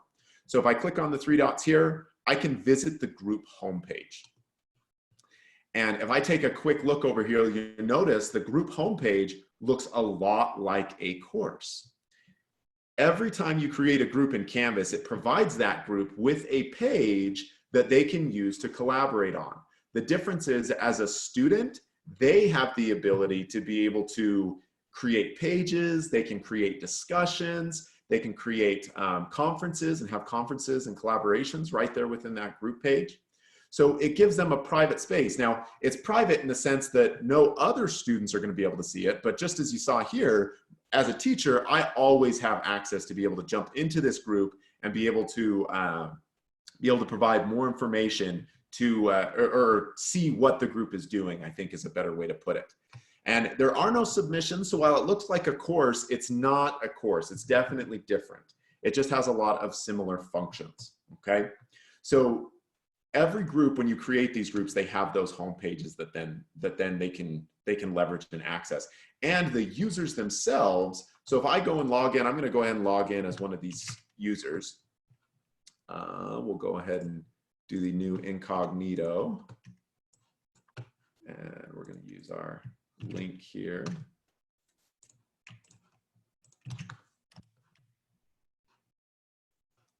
log in as our fake student. One of the things I wanted to show you from the student view is now they actually have a new icon in their tool, in their global navigation here that says groups. And so they will click on this groups and it shows them, I mean, obviously this fake student has now been added to a lot of different groups and they have home pages. And this is not normal. Normally they wouldn't have this many, but it's because we're working with so many people, with so many courses and so many groups.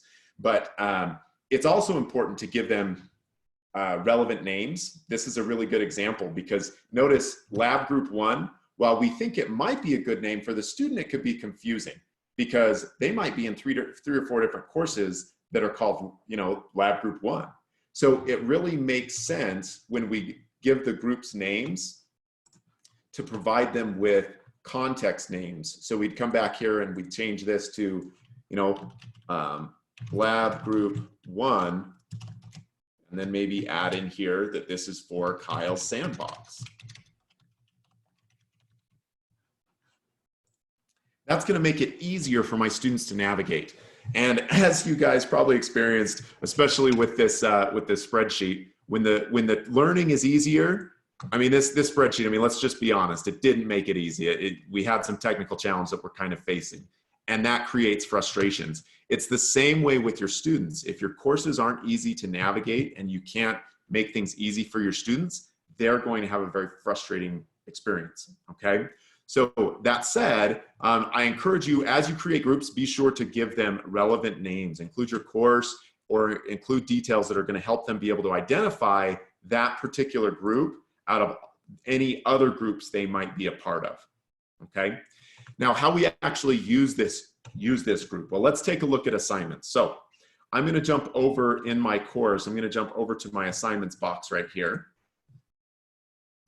And we're going to create a new assignment. I have some assignments in here already, but we're going to go ahead and create a new assignment. I'm going to come right up here to create new assignment. Now, right now, again, I encourage you, you don't necessarily need to follow along right now. I'm just in assignments and I'm going to create an assignment. This piece, you don't need to follow along. I'll give you a little bit more time to be able to try this out and see how it works. But I click add assignment. And I would create the assignment just like I would with any other assignment. So I'd come in here and say, you know, we're going to call this the lab, group lab project. And then number 1, I don't know, we'll just call it group lab project number 1. I'd provide some details on my assignment. I'm not going to do that right now. But when I scroll down, I have to select the option at the very bottom where it asks, is this a group assignment? I say, yes, this is a group assignment. And now I can choose whether or not I want to assign it to everybody as a group so they get 1 grade and everybody gets the same grade, or will they receive individual grades? There still will be only 1 submission, but everybody would, you know, as far as how the grading is distributed, everybody would have it either individually or as a group. And then with the group set, if I click this down arrow, I can select project 1. So that was the group set that I created. If I had more group sets, I could select from those group sets. So if you create groups and you want to use those same groups across the entire semester, you just create a group set and then use that same group set in every single group assignment, okay? There's this button, you don't have to click it. That just allows you to create a new group if the one that you want to use for this assignment is not available. So I think I'm good there. I can go ahead and hit save.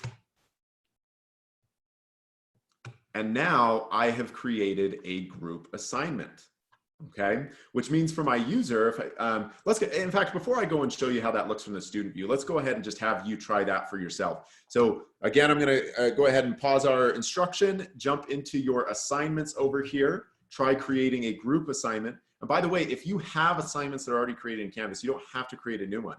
You can work with one that you already previously created that you intended for it to be a group assignment. You just would have to go into that assignment, click edit, and then you have the same option down below. If I scroll down, you see there's that same option for group assignments right here. Okay, so I'm gonna go ahead and pause, take a look at the chat, make sure we have all the questions answered, and then we'll go from there. It'll be about 5 minutes.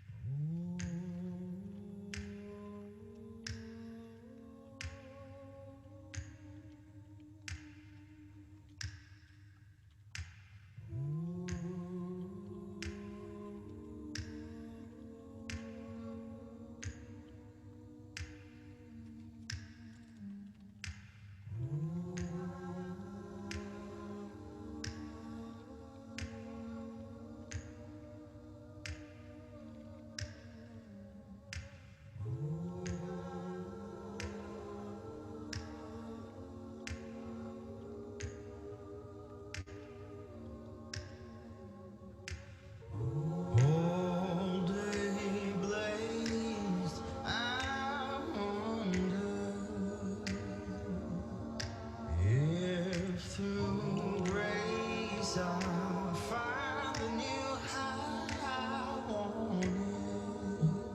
Or could it be you?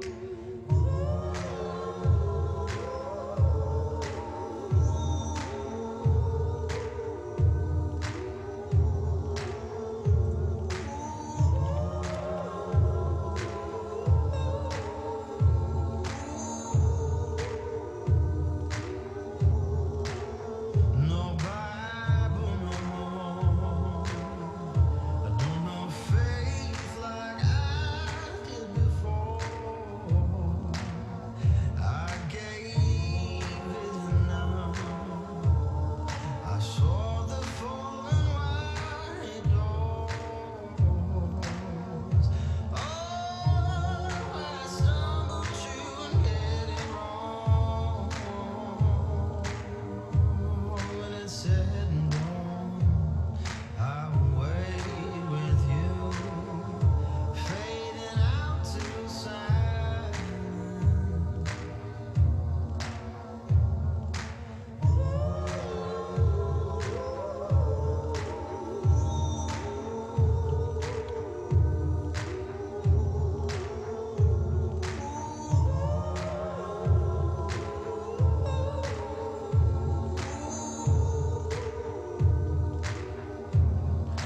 Blame it on your age or somber nature if the violent conversation gets the best of you.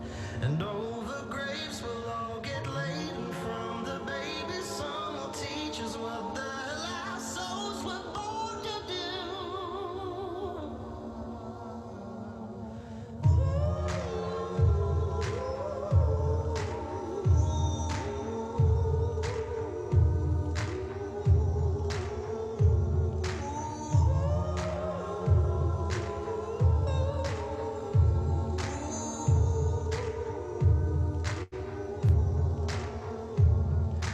I was never lost, I only chose to never go home.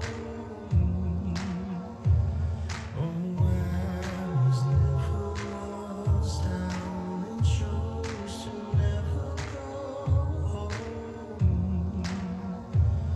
Oh, I was never lost, I only chose to never go home.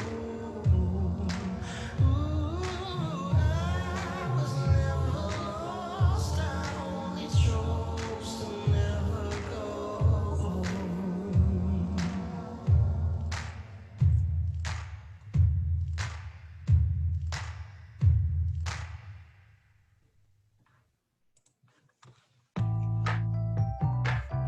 All right. So last thing we did was create a group assignment with those groups that we had. The next thing we're going to do is actually outside of I'm going to go ahead and hit save on this. So the next thing we're going to talk about is creating a peer review assignment. Now, the peer review assignment doesn't actually require the groups. So this is a piece that we didn't necessarily need the groups for, but they allow us to, the peer review assignment creates a relationship that essentially, here, let's go to my whiteboard here for a minute. What happens is our student, they will submit an assignment, and instead of going straight to us, the teacher or the professor, which is normally how it goes if there's no peer review, it will go to a peer first. And that peer will review it and hopefully give us enough time so that there could be any changes made. So the student actually can resubmit the assignment if they choose. But once they submit it, a peer will review it, and then at that point, it is available to be pushed on to us. But the nice thing about this is Canvas facilitates this whole process. And there are lots of options at this step right here where we can say, for example, whether or not we want it to be an anonymous peer review or whether we want it to be a non-anonymous, we want it to be something where they know who is reviewing their assignment. It also gives us the option to have multiple reviews. So if they wanted 2 or 3 people to review it, depending on the assignment, we could do that. So let's create one of those assignments, okay? So if I click on assignments, and click Add Assignment right up here. And down below, we're going to do the same thing. I'm going to just call this a peer review sample. And I have a little bit of sample text I'm probably going to use here. We'll throw in here, you know, so we're saying review the story. It's just a fake story. There's not really a story there. And then we're saying create a video of yourself answering the question. And then, you know, give a presentation or whatever it is we want them to do. So here's our sample assignment here. It's pretty bare bones, but we'll go with that. And for our submission types, we're going to go with a file upload, or we'll allow them to do a media recording if we want them to. That way they can submit that way. And I scroll down. Now I need to select require peer reviews. Now setting it up isn't a big deal, but if I say require peer reviews, I can do a manual assignment of peer review, or I can just say automatically assign. I'm going to go ahead and do automatically and just say one assignment per user. And you can select when the reviews will be assigned. Now, just to be clear, just so that we understand how this works, notice it gives us some text. This date must come after the due date. If blank, this is the due date, okay? But it has to come after the due date. So essentially students have to get the assignment turned in. It has to be due in order to have that peer review occur. And the reason for that is that peer reviews, I don't think, if I recall right, and I might be, I'm almost certain on this one, but the peer reviews don't get assigned until after it's due. And that's for obvious reasons. We don't want a student to submit a peer review and it goes to a peer who potentially hasn't submitted the assignment yet. And now they just have, you know, an example of the assignment. They could basically steal that student's work or revise that student's work to create their own. So it must come after the due date, which is down below. We'll go ahead and just say this is due. I'm just going to say tomorrow. Or you know what? We're just going to say today. Actually, we're going to give it a due date of today, or maybe even yesterday. I know that's past dated, but I want to make sure we can see how this preview of the peer reviews work. So the assignments we're submitting as a student are going to be late in my example, but otherwise we may not be able to preview how this peer review task works. So I'm going to go ahead and select the peer reviews are assigned on the due date. So it's just going to use the due date since I leave it blank. And we're going to leave it, we're not going to leave it anonymously this time. If I check that box, it will be anonymous, but I want to just show you kind of how it works from this perspective. So this is our assignment. I'm going to go ahead and hit save and publish. I want to make sure it's published. And then just for logistical purposes, I'm going to need to add this to a module. So we'll go ahead and add this. Make sure our module's published. And now what I'm going to do is log in as, well, I'm already logged in as a user over here. Now, some of you, I noticed some of you, I saw some questions in the chat still saying, how do I find my sandbox course? Because there's so many, there's all these invites. The easiest way is to, if you look right up here, this URL, how it says csufullerton.instruct.com/courses/ and then a number, that number represents your course. So if I come in here and I just change this to say, you know, /courses/2947705, it will take me directly to the course. Now I know that's, oh, I got logged out. So go ahead and log back in here.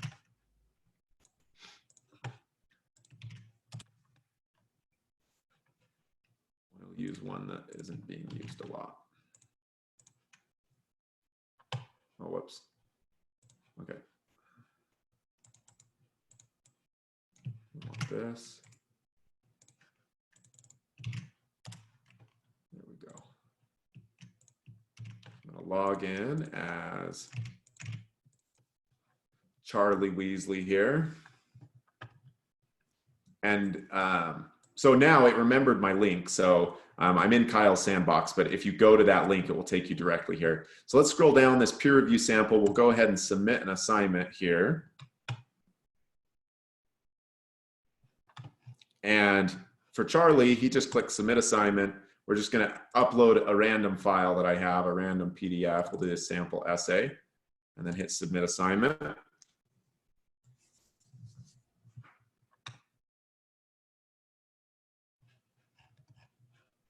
And now it has been submitted. Notice it says assign peer reviews. It has not been assigned. That may be because it's late. But if I jump back over to my teacher view, so now I'm looking at it as a teacher, and I click on that peer review sample, I can see 0 out of 1 submission graded, peers reviews. If I click on peer reviews, I can see nobody's really been assigned yet. So I'm going to go ahead and assign. If I just click assign peer reviews, it will automatically assign it, but I can also just come in here and say, okay, oh, I spelled George wrong. Okay, so we'll do Albus Dumbledore. We'll go ahead and Albus Dumbledore will review Charlie. So we're going to select a student, and we want Charlie Weasley. We're going to hit add. So now Albus Dumbledore is reviewing Charlie Weasley. So let's go ahead and log out of, and this process, I'm not necessarily, you guys can try this if you like. You don't necessarily need to, especially where we just have one, you know, where you're just logging in as one student. Oops, I totally grabbed the wrong thing.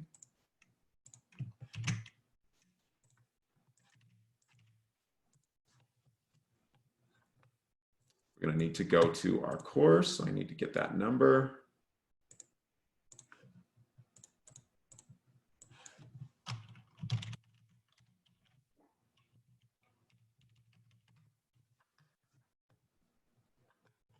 Scroll down, and under peer review sample, as Albus Dumbledore, I cannot do my peer review until I submit my assignment. So I'm going to go ahead and make sure I submit my assignment as Albus Dumbledore.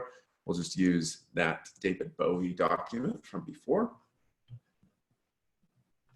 And now, since I've submitted that assignment as Albus Dumbledore, it will give me the option to be able to complete my peer review.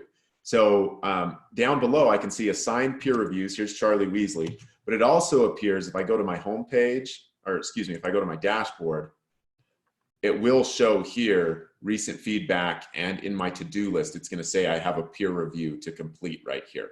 So it pops up in the student notifications. They don't have to go digging for it. They will get a notification that tells them, hey, you need to complete this peer review. But in this case, yeah, so I'll just go ahead and click that. And from Albus's view, it gives me the document right here. I can click view feedback. And with this, when I view feedback, it actually gives me the ability, and it's not my favorite. It looks a little nicer when you're, actually it looks a lot nicer when you're looking at it from a teacher. But, oh, whoops, there we go.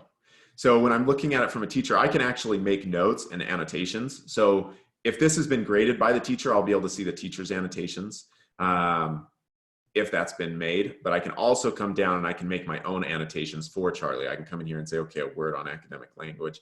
That right there, oh, hold on. We're just gonna make it full screen. There we go.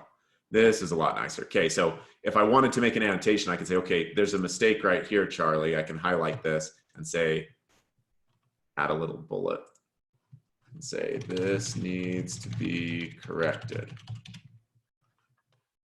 I can also come in here with my highlighter, highlight text and say, I really like what you did here.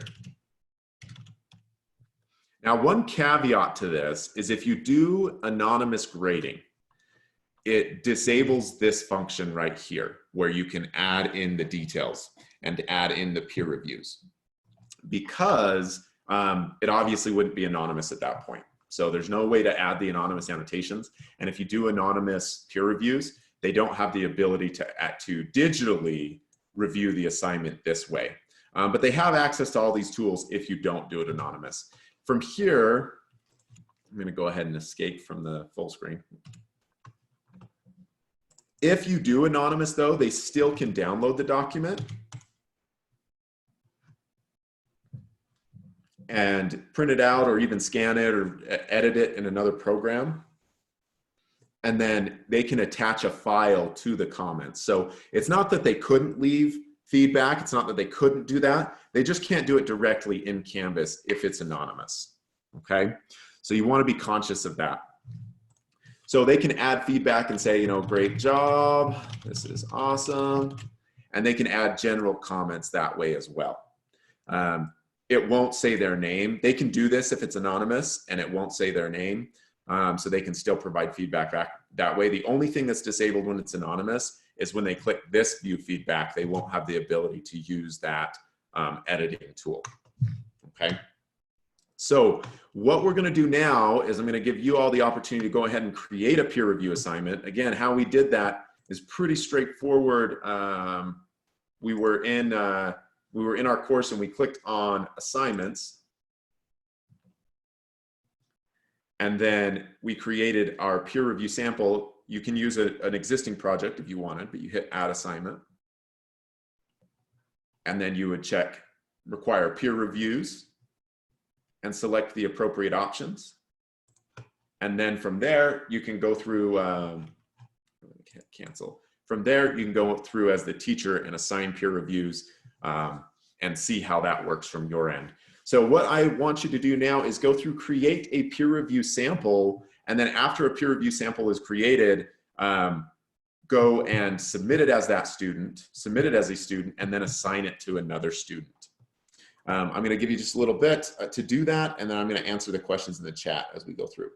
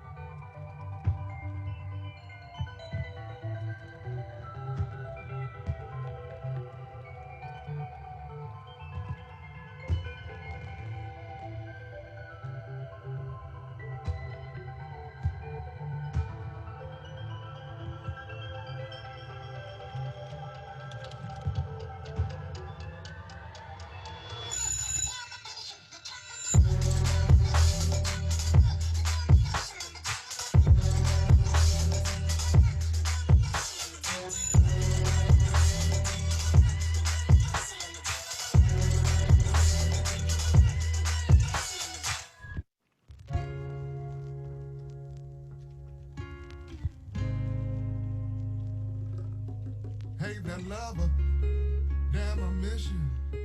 It's been crazy. I paint this picture, drop my pancakes on my mattress. Tried to pull off, tires flattened. Lost my salad in my coffee. Then got yelled at by Miss Bossy. If my luck doesn't change, I'll be out of my brain by the night. When your hands out of place, you're behind in the race of life. Oh, just not my day, not my day, not my day, no, it's just not my day, not my day, not my day, not my day, no, it's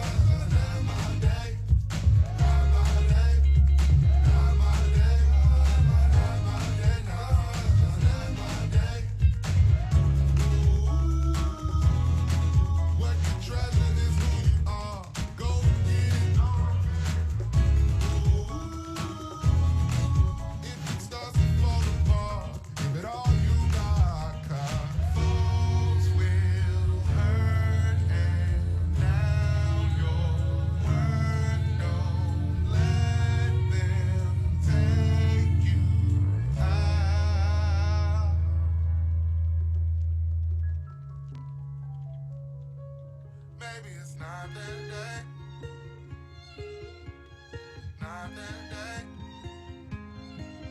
Maybe it's not that day. Not that day. Won't let it hold me down. Not my day. Not my day. Not my day. No, it's just not my day. Not my day. Not my day. Not my day. No, it's all not my day. Yeah.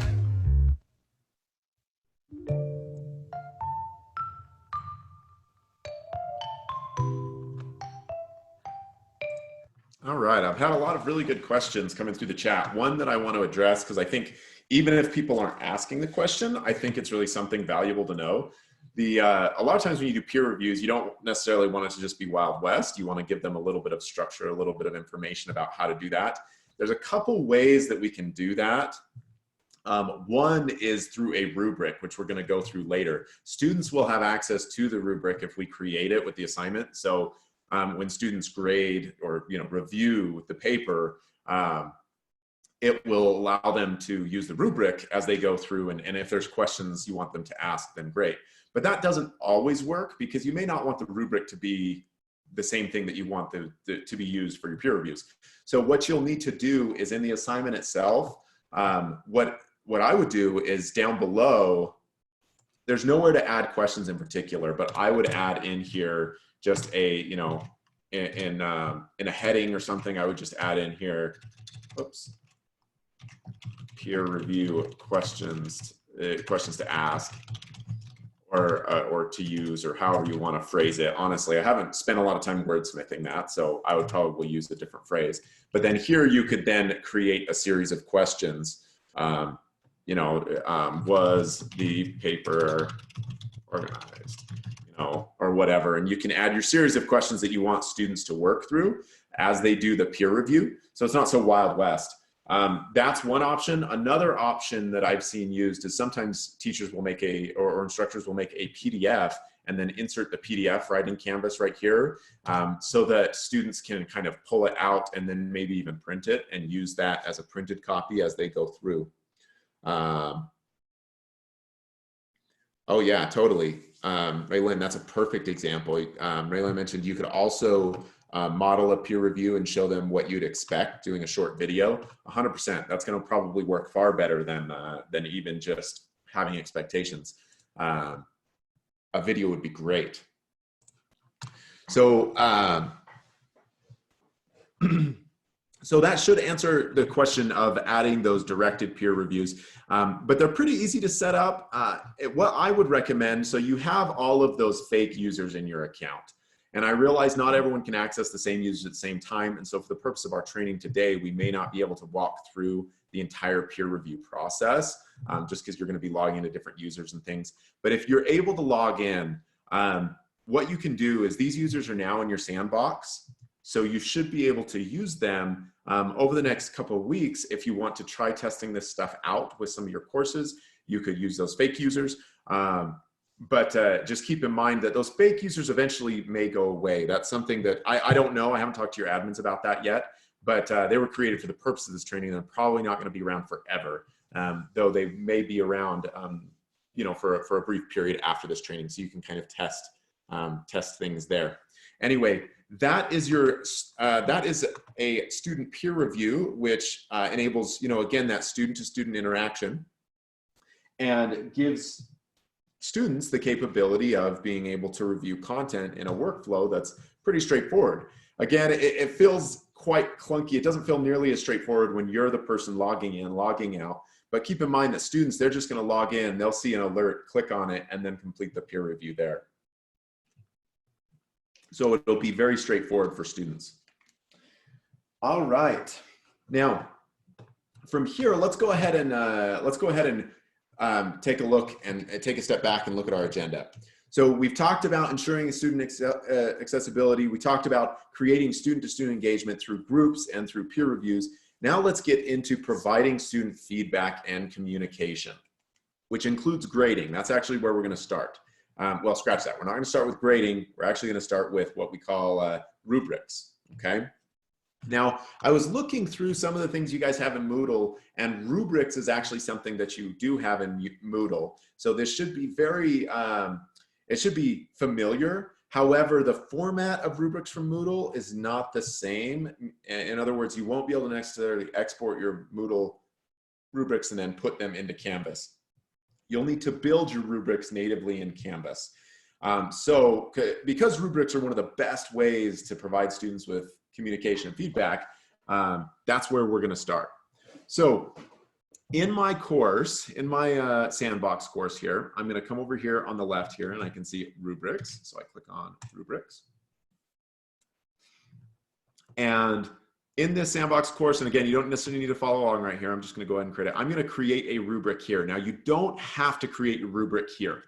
You can create it on the assignment. So if I'm on an assignment and I am looking at, you know, my end of course essay assignment, you can see here's an add rubric button. If I click that, it actually enables me to build the rubric right here as well. I prefer to build it in this area. If I go to rubrics, and I can kind of build it beforehand. Couple reasons why. One, if I want to reuse this rubric for multiple assignments, then it's stored in my rubrics area and I can reuse it over and over. So if I have a generic rubric that's used, I can do that. The second reason is here I can kind of focus on my rubric instead of focusing on the assignment. I guess I like that separate workspace where I can create it here and then add it later. But I come up here and I hit add rubric. And the way your rubric is built is you have your criteria, ratings, and points. And your rubric has a title. This is mostly applicable if you're looking for the rubric later. So we're going to call this mathematics problem solving. Or mathematics. I can't spell. Thank goodness for, oh, it's an E. That's what I was missing. Problem solving. And down below, I'm creating the criteria that I'm going to be grading based on. And I'll tell you, rubrics, they're a lifesaver for students because they're able to look at what is my instructor actually looking for.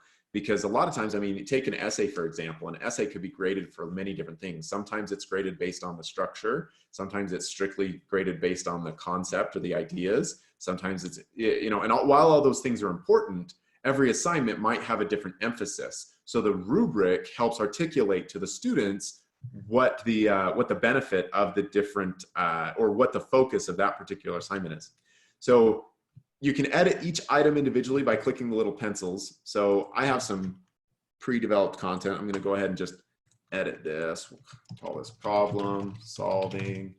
And I generally recommend that you always have a long description just because it makes a big difference for your students. If you can come in here and say, you know, what does it mean to, you know, the student is able to identify and provide a viable solution to the problem.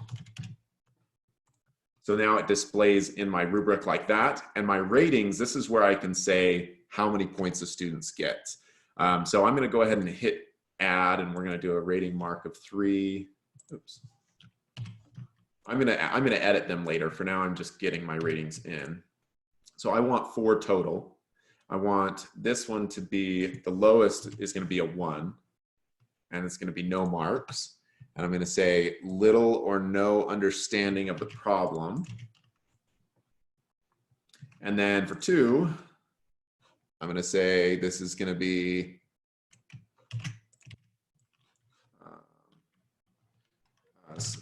many errors is what I'll call it. Numerous errors when solving the problem. For 3, I'm going to come in here and click edit. We'll call this few errors. Update that. And then finally 4, which is going to be the full marks. We'll go ahead and say this is worth 4, full marks, and no errors when solving the problem.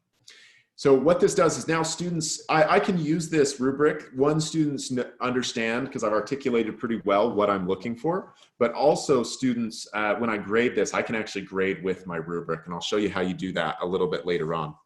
So question, Grace asked, will the rubric be shown in a table format? Yes, the rubric will be shown in a table format. So this will appear. Now, a lot of assignments are going to have more than one criteria that you're grading on. You're not just grading on problem solving, but maybe some additional criterion. So I'm going to go ahead and add a criterion. And when I do that, it asks me if I want to duplicate my original problem solving one. And the reason why you may want to do that is it took me a little bit of time to create my rating structure. If I do a new criterion, it's going to have me start from scratch, okay? Whereas if I come in here and I hit add and do a duplicate it, and we're going to call this one presentation. Presentation was clear and effective. Now it maintains that rating structure.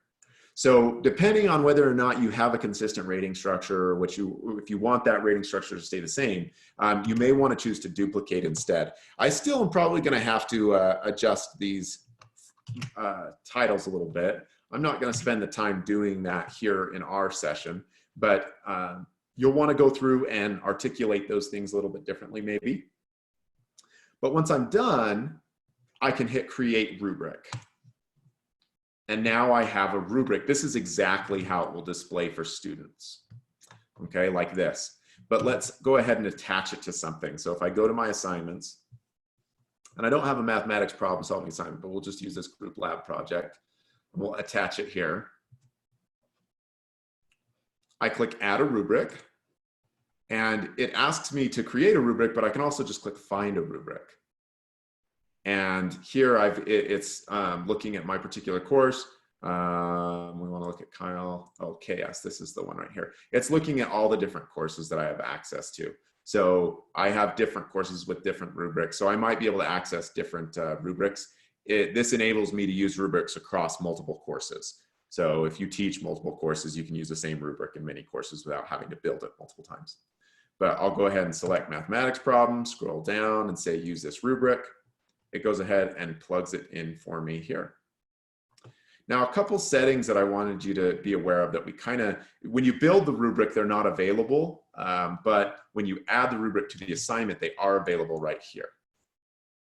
So a couple of things you can say, write freeform comments, that'll remove the rating system, and it just enables you to write your comments. You can say remove the points, and that way it's mostly just a kind of a feedback form rather than actually providing points. Say don't post outcomes to results to learning mastery rating. That has to do with an advanced feature. We're not really going to get into that one. And then use assignment for grading. I am going to check that box, and I'll show you what that looks like in a little bit. But then you can also say hide the total score so that students just kind of see the individual markers. But we'll go ahead and use this assignment for grading, hit update rubric. Now it's telling me it has a problem because the rubric only has 8 points and the max is 30. Actually, one thing that's really nice, if I come in here and say this is worth 15 points and this is worth 15, it divides up my ratings equally. So if you do a little boo-boo like I just did where I have total points on my assignment, I could go back and change the total points on my assignment too. But in this case, I just decided to adjust my rubric and then I hit save. Now, one thing to note, because I pulled this over, if I look at my rubrics in here, notice it doesn't necessarily, or it does update my mathematics problem solving. It stays connected. So whatever point values you add here, you'll want them to be this consistent across all of your assignments that use that same rubric. All right, and then, oops. So now I have this rubric here. Let's look at what it looks like for a student. I'm just gonna use the test view for this. Oh, I gotta make sure it's published. Give me just a moment. Go ahead and publish that one. Make sure it's in a module. It's not, so we'll go ahead and add it here.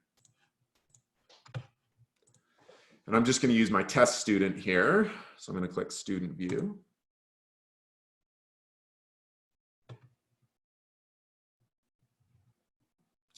And if I click on group lab project here,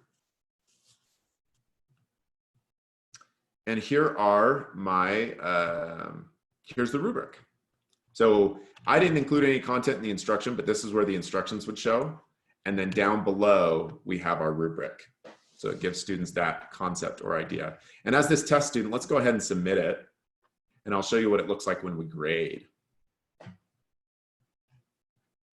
Choose the file.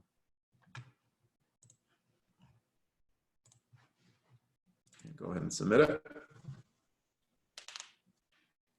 But let's not go into the grading yet. Let's go ahead and take a break from, I want you guys to have I want everyone to have an opportunity to build a rubric. So how I did that, again, what I did is I was over here in the left, I clicked on rubrics and then clicked add rubric. Okay. So we're going to take a little bit more time to be able to try this process for yourself. And then I'll be answering the questions in the Q&A and we'll go from there. So it's barely been a couple minutes since you left, and you ain't gone too long, but any time too long. You're the only part of me I don't regret. That's why it feels so wrong. Tell me if I'm wrong. I know you think I'm whining. It's far from perfect timing. And I just hate the silence. Yeah, I hate it all. I'm restless, baby, when you're gone. And then this nightmare, yeah, I know I'm crazy. No lullabies when I'm alone. I'm restless, baby, when you're gone.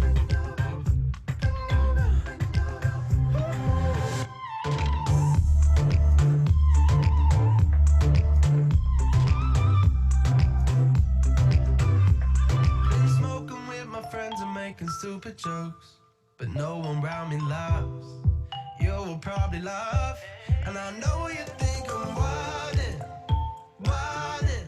It's far from perfect timing. And I just hate the silence. Yeah, I hate it all. I'm restless, baby, when you're gone. And in this nightmare, yeah, I know I'm crazy. No lullabies when I'm alone. I'm restless, baby, when you're gone.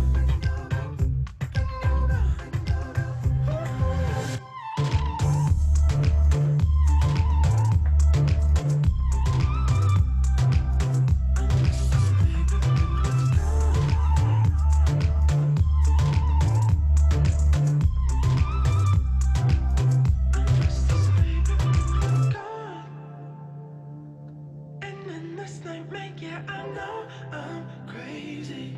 No lullabies when I'm alone. I'm restless, baby, when you're gone, when you're gone, when you're gone, when you're gone.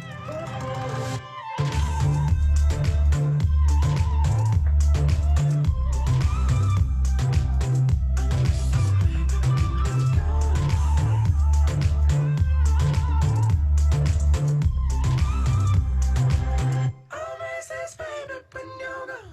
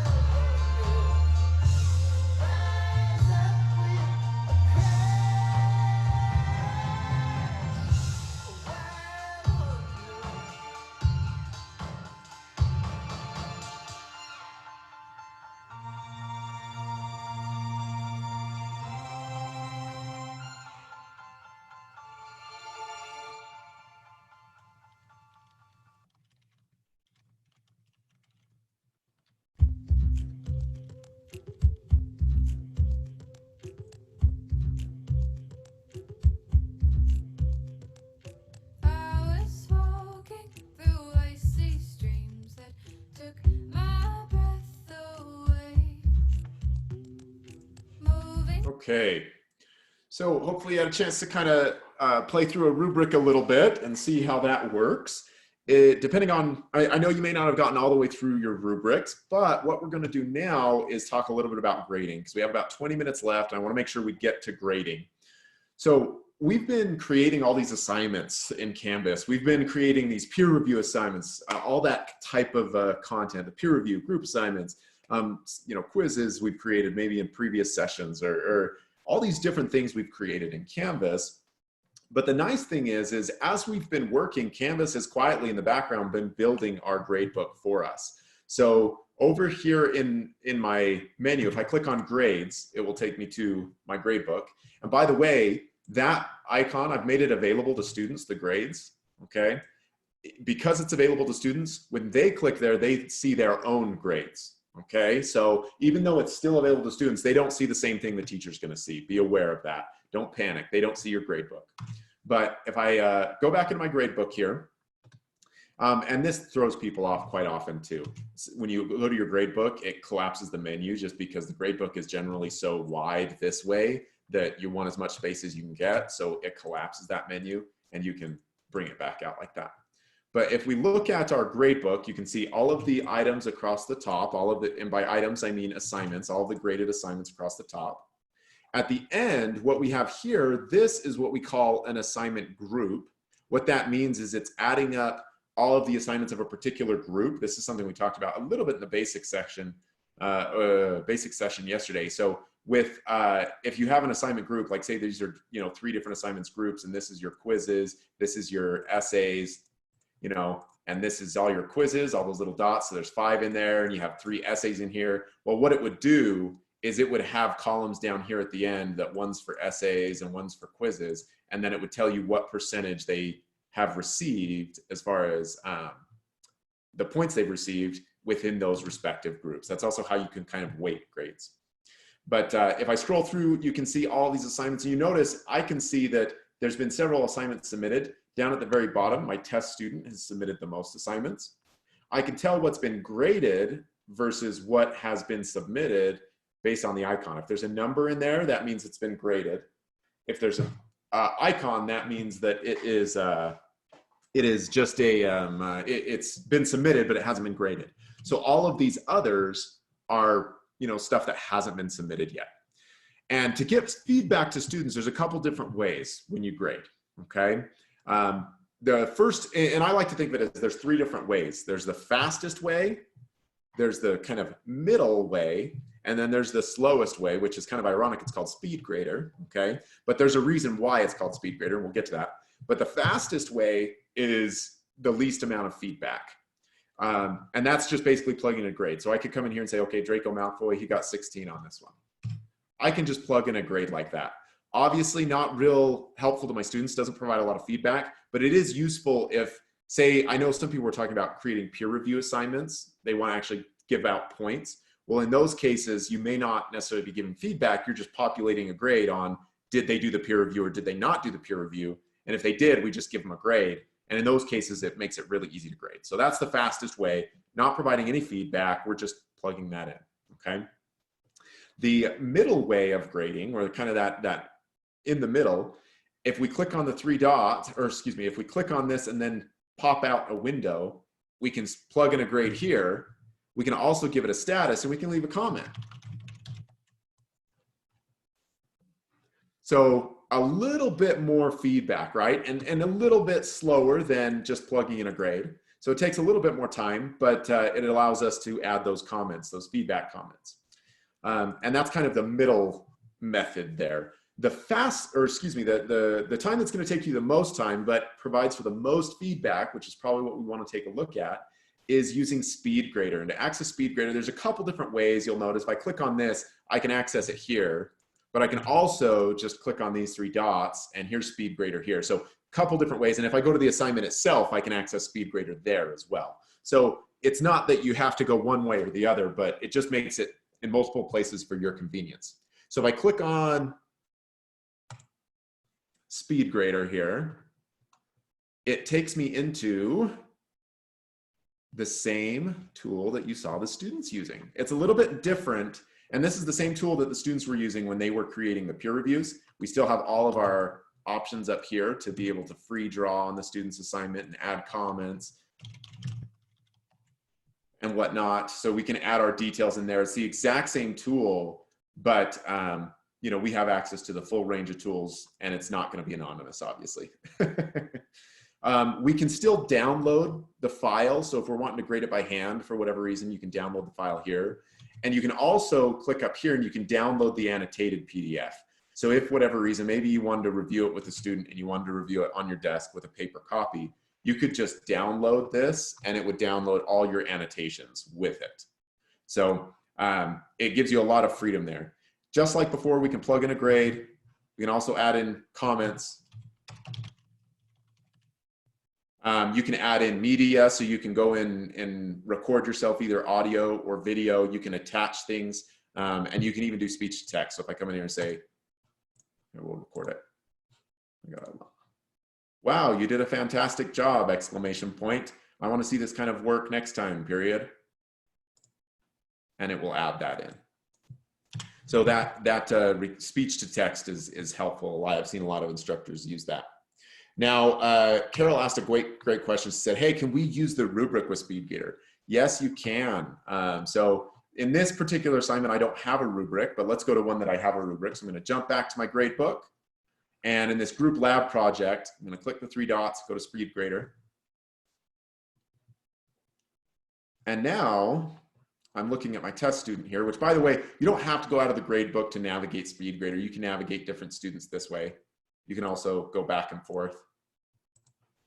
This is a group assignment, so it doesn't show all the students. It just has the different respective groups. But from here, I can do all the same things. So I can just give it a grade or whatnot, but I can click view the rubric. I'm going to pan this out a little bit. And now I have my full rubric right here. I might even make it a little larger. And now I can say, okay, problem solving, they did pretty good there. Presentation, maybe, you know, about midway. Then I hit save and it will actually assign the points for me.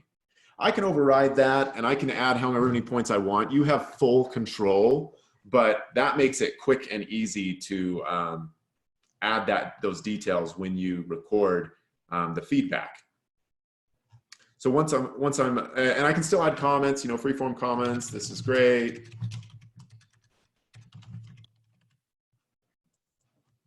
Hit submit, and now those feedback comments appear. Here, I'm surprised. Usually they'll show right up. Oh, okay. I guess they don't appear right here. I've got to go look at them.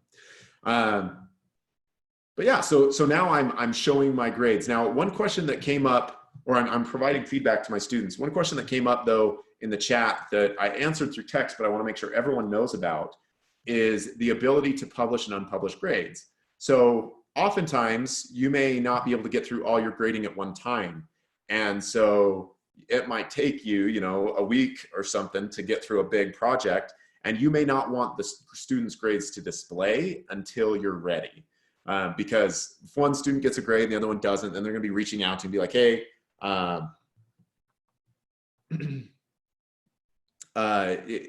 you know, if one student submits a grade and then another student submits doesn't necessarily get the results in their grade book, they might be asking you, hey, did you get my assignment? So publishing and unpublishing grades can be really helpful. That's done through the 3 dots. So I can come up here and I click 3 dots and I can say hide grades. And you can choose to hide specific sections, but I'm going to just go ahead and click hide.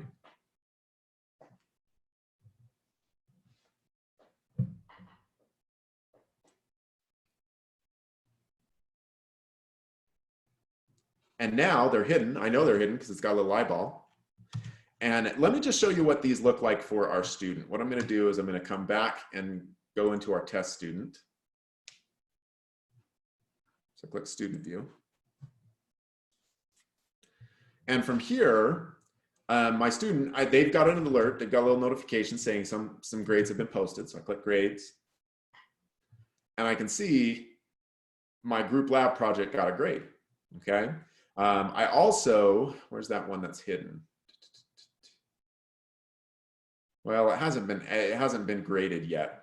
So, but normally it'll show the little eyeball right here as well, because it was this end of course essay. But it enables the students to be able to see.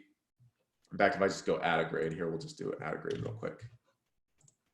And go back, because those grades are still hidden. So if the student looks at the grades here, it doesn't tell them anything was posted, and here they can actually see, oh, that's not working the way it should. I may have to do a little bit of testing. I don't know why that happened. And of course, essay, it should be hidden. It might be a problem with the test student. I don't know. I'll have to troubleshoot that a little bit later. I don't want to use our time troubleshooting that. But a couple other things in this grade book that can be really, really helpful that you just want to know about. And I'd encourage you to explore these options. If you click the 3 dots, one thing that's really great, you can message students who. So let's say you want to send out a message to all the students who haven't submitted yet. I can just message students who haven't submitted yet and say, get your work in, you know, or whatever I want to say. I can even come in and say, hey, I want to message students who received a score less than 20. And in that case, there's no students, so nothing populates, but it would display any students that have a score less than 20. So just to test that out, go ahead and add a 10 here. Message students who scored less than 20, and there's Hermione Granger, okay? And it tells us her score right there. Now, when those messages are sent out, they are anonymous to everybody in the sense that they're anonymous to, and not anonymous, but it hides, it's like doing a blind CC. So just because Hermione's on here, if there was another student right here, that doesn't mean that she would know who else was on that message. So it wouldn't show other students. Wouldn't show other students what you can do. Yeah, so that message students who is a really great feature. Once you're ready to unhide the grades, you just click on the 3 dots again, you hit post grades and kind of go from there. You can also enter grades as a points or percentage in here if you wanted. There's various different bells and whistles. One more thing I want to make sure you know of in the grade book. In this view, you're going to want to use this view, because in my example, I only have what, like 4 or 5 assignments and maybe 20 students. But I know in real life examples, you're going to be working with far more students and far more assignments. So you'll want to filter, and those of you that were in the basic session where we talked about modules, you can filter by modules. So if you have your content organized by chapter or by unit, you can say, hey, I'm just going to grade, you know, module 1 right now. So I can filter and say, hey, I'm just going to grade this module, or I'm just going to grade this module. And you can kind of work through those. Otherwise, you have a big long scroll that just scrolls forever. I mean, I've seen some grade books that just go on forever. So you really are going to want to leverage these filters. You can filter by student groups as well. So that doesn't necessarily change the students' grades at all, but it would just filter the student groups. April asked a question, can we use a weighted category in the grade book? The answer is yes, you can.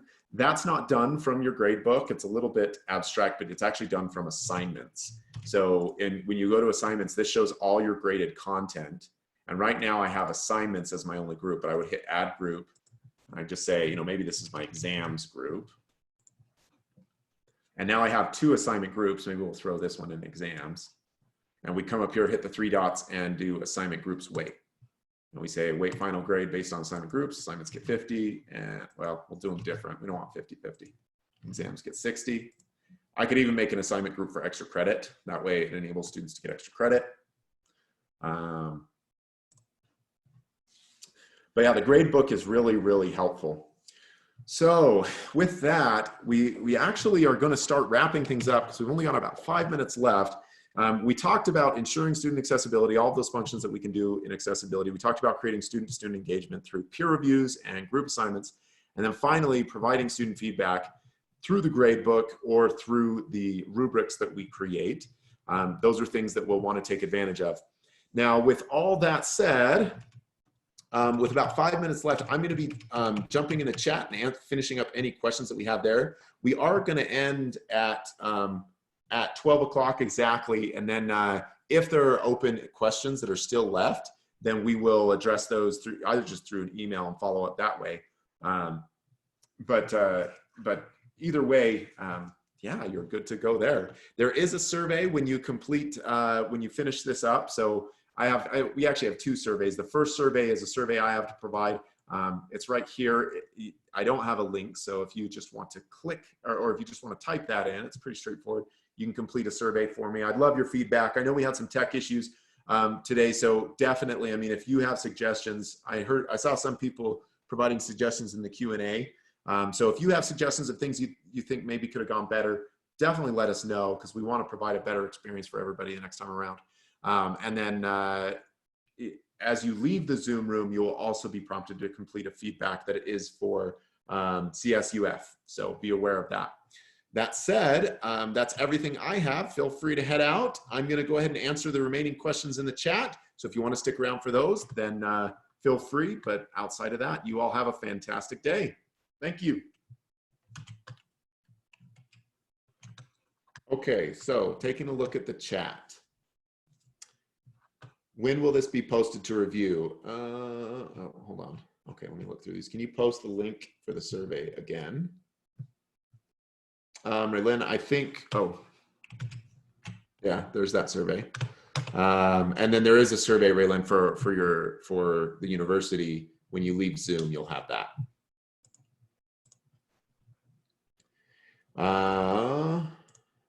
Okay.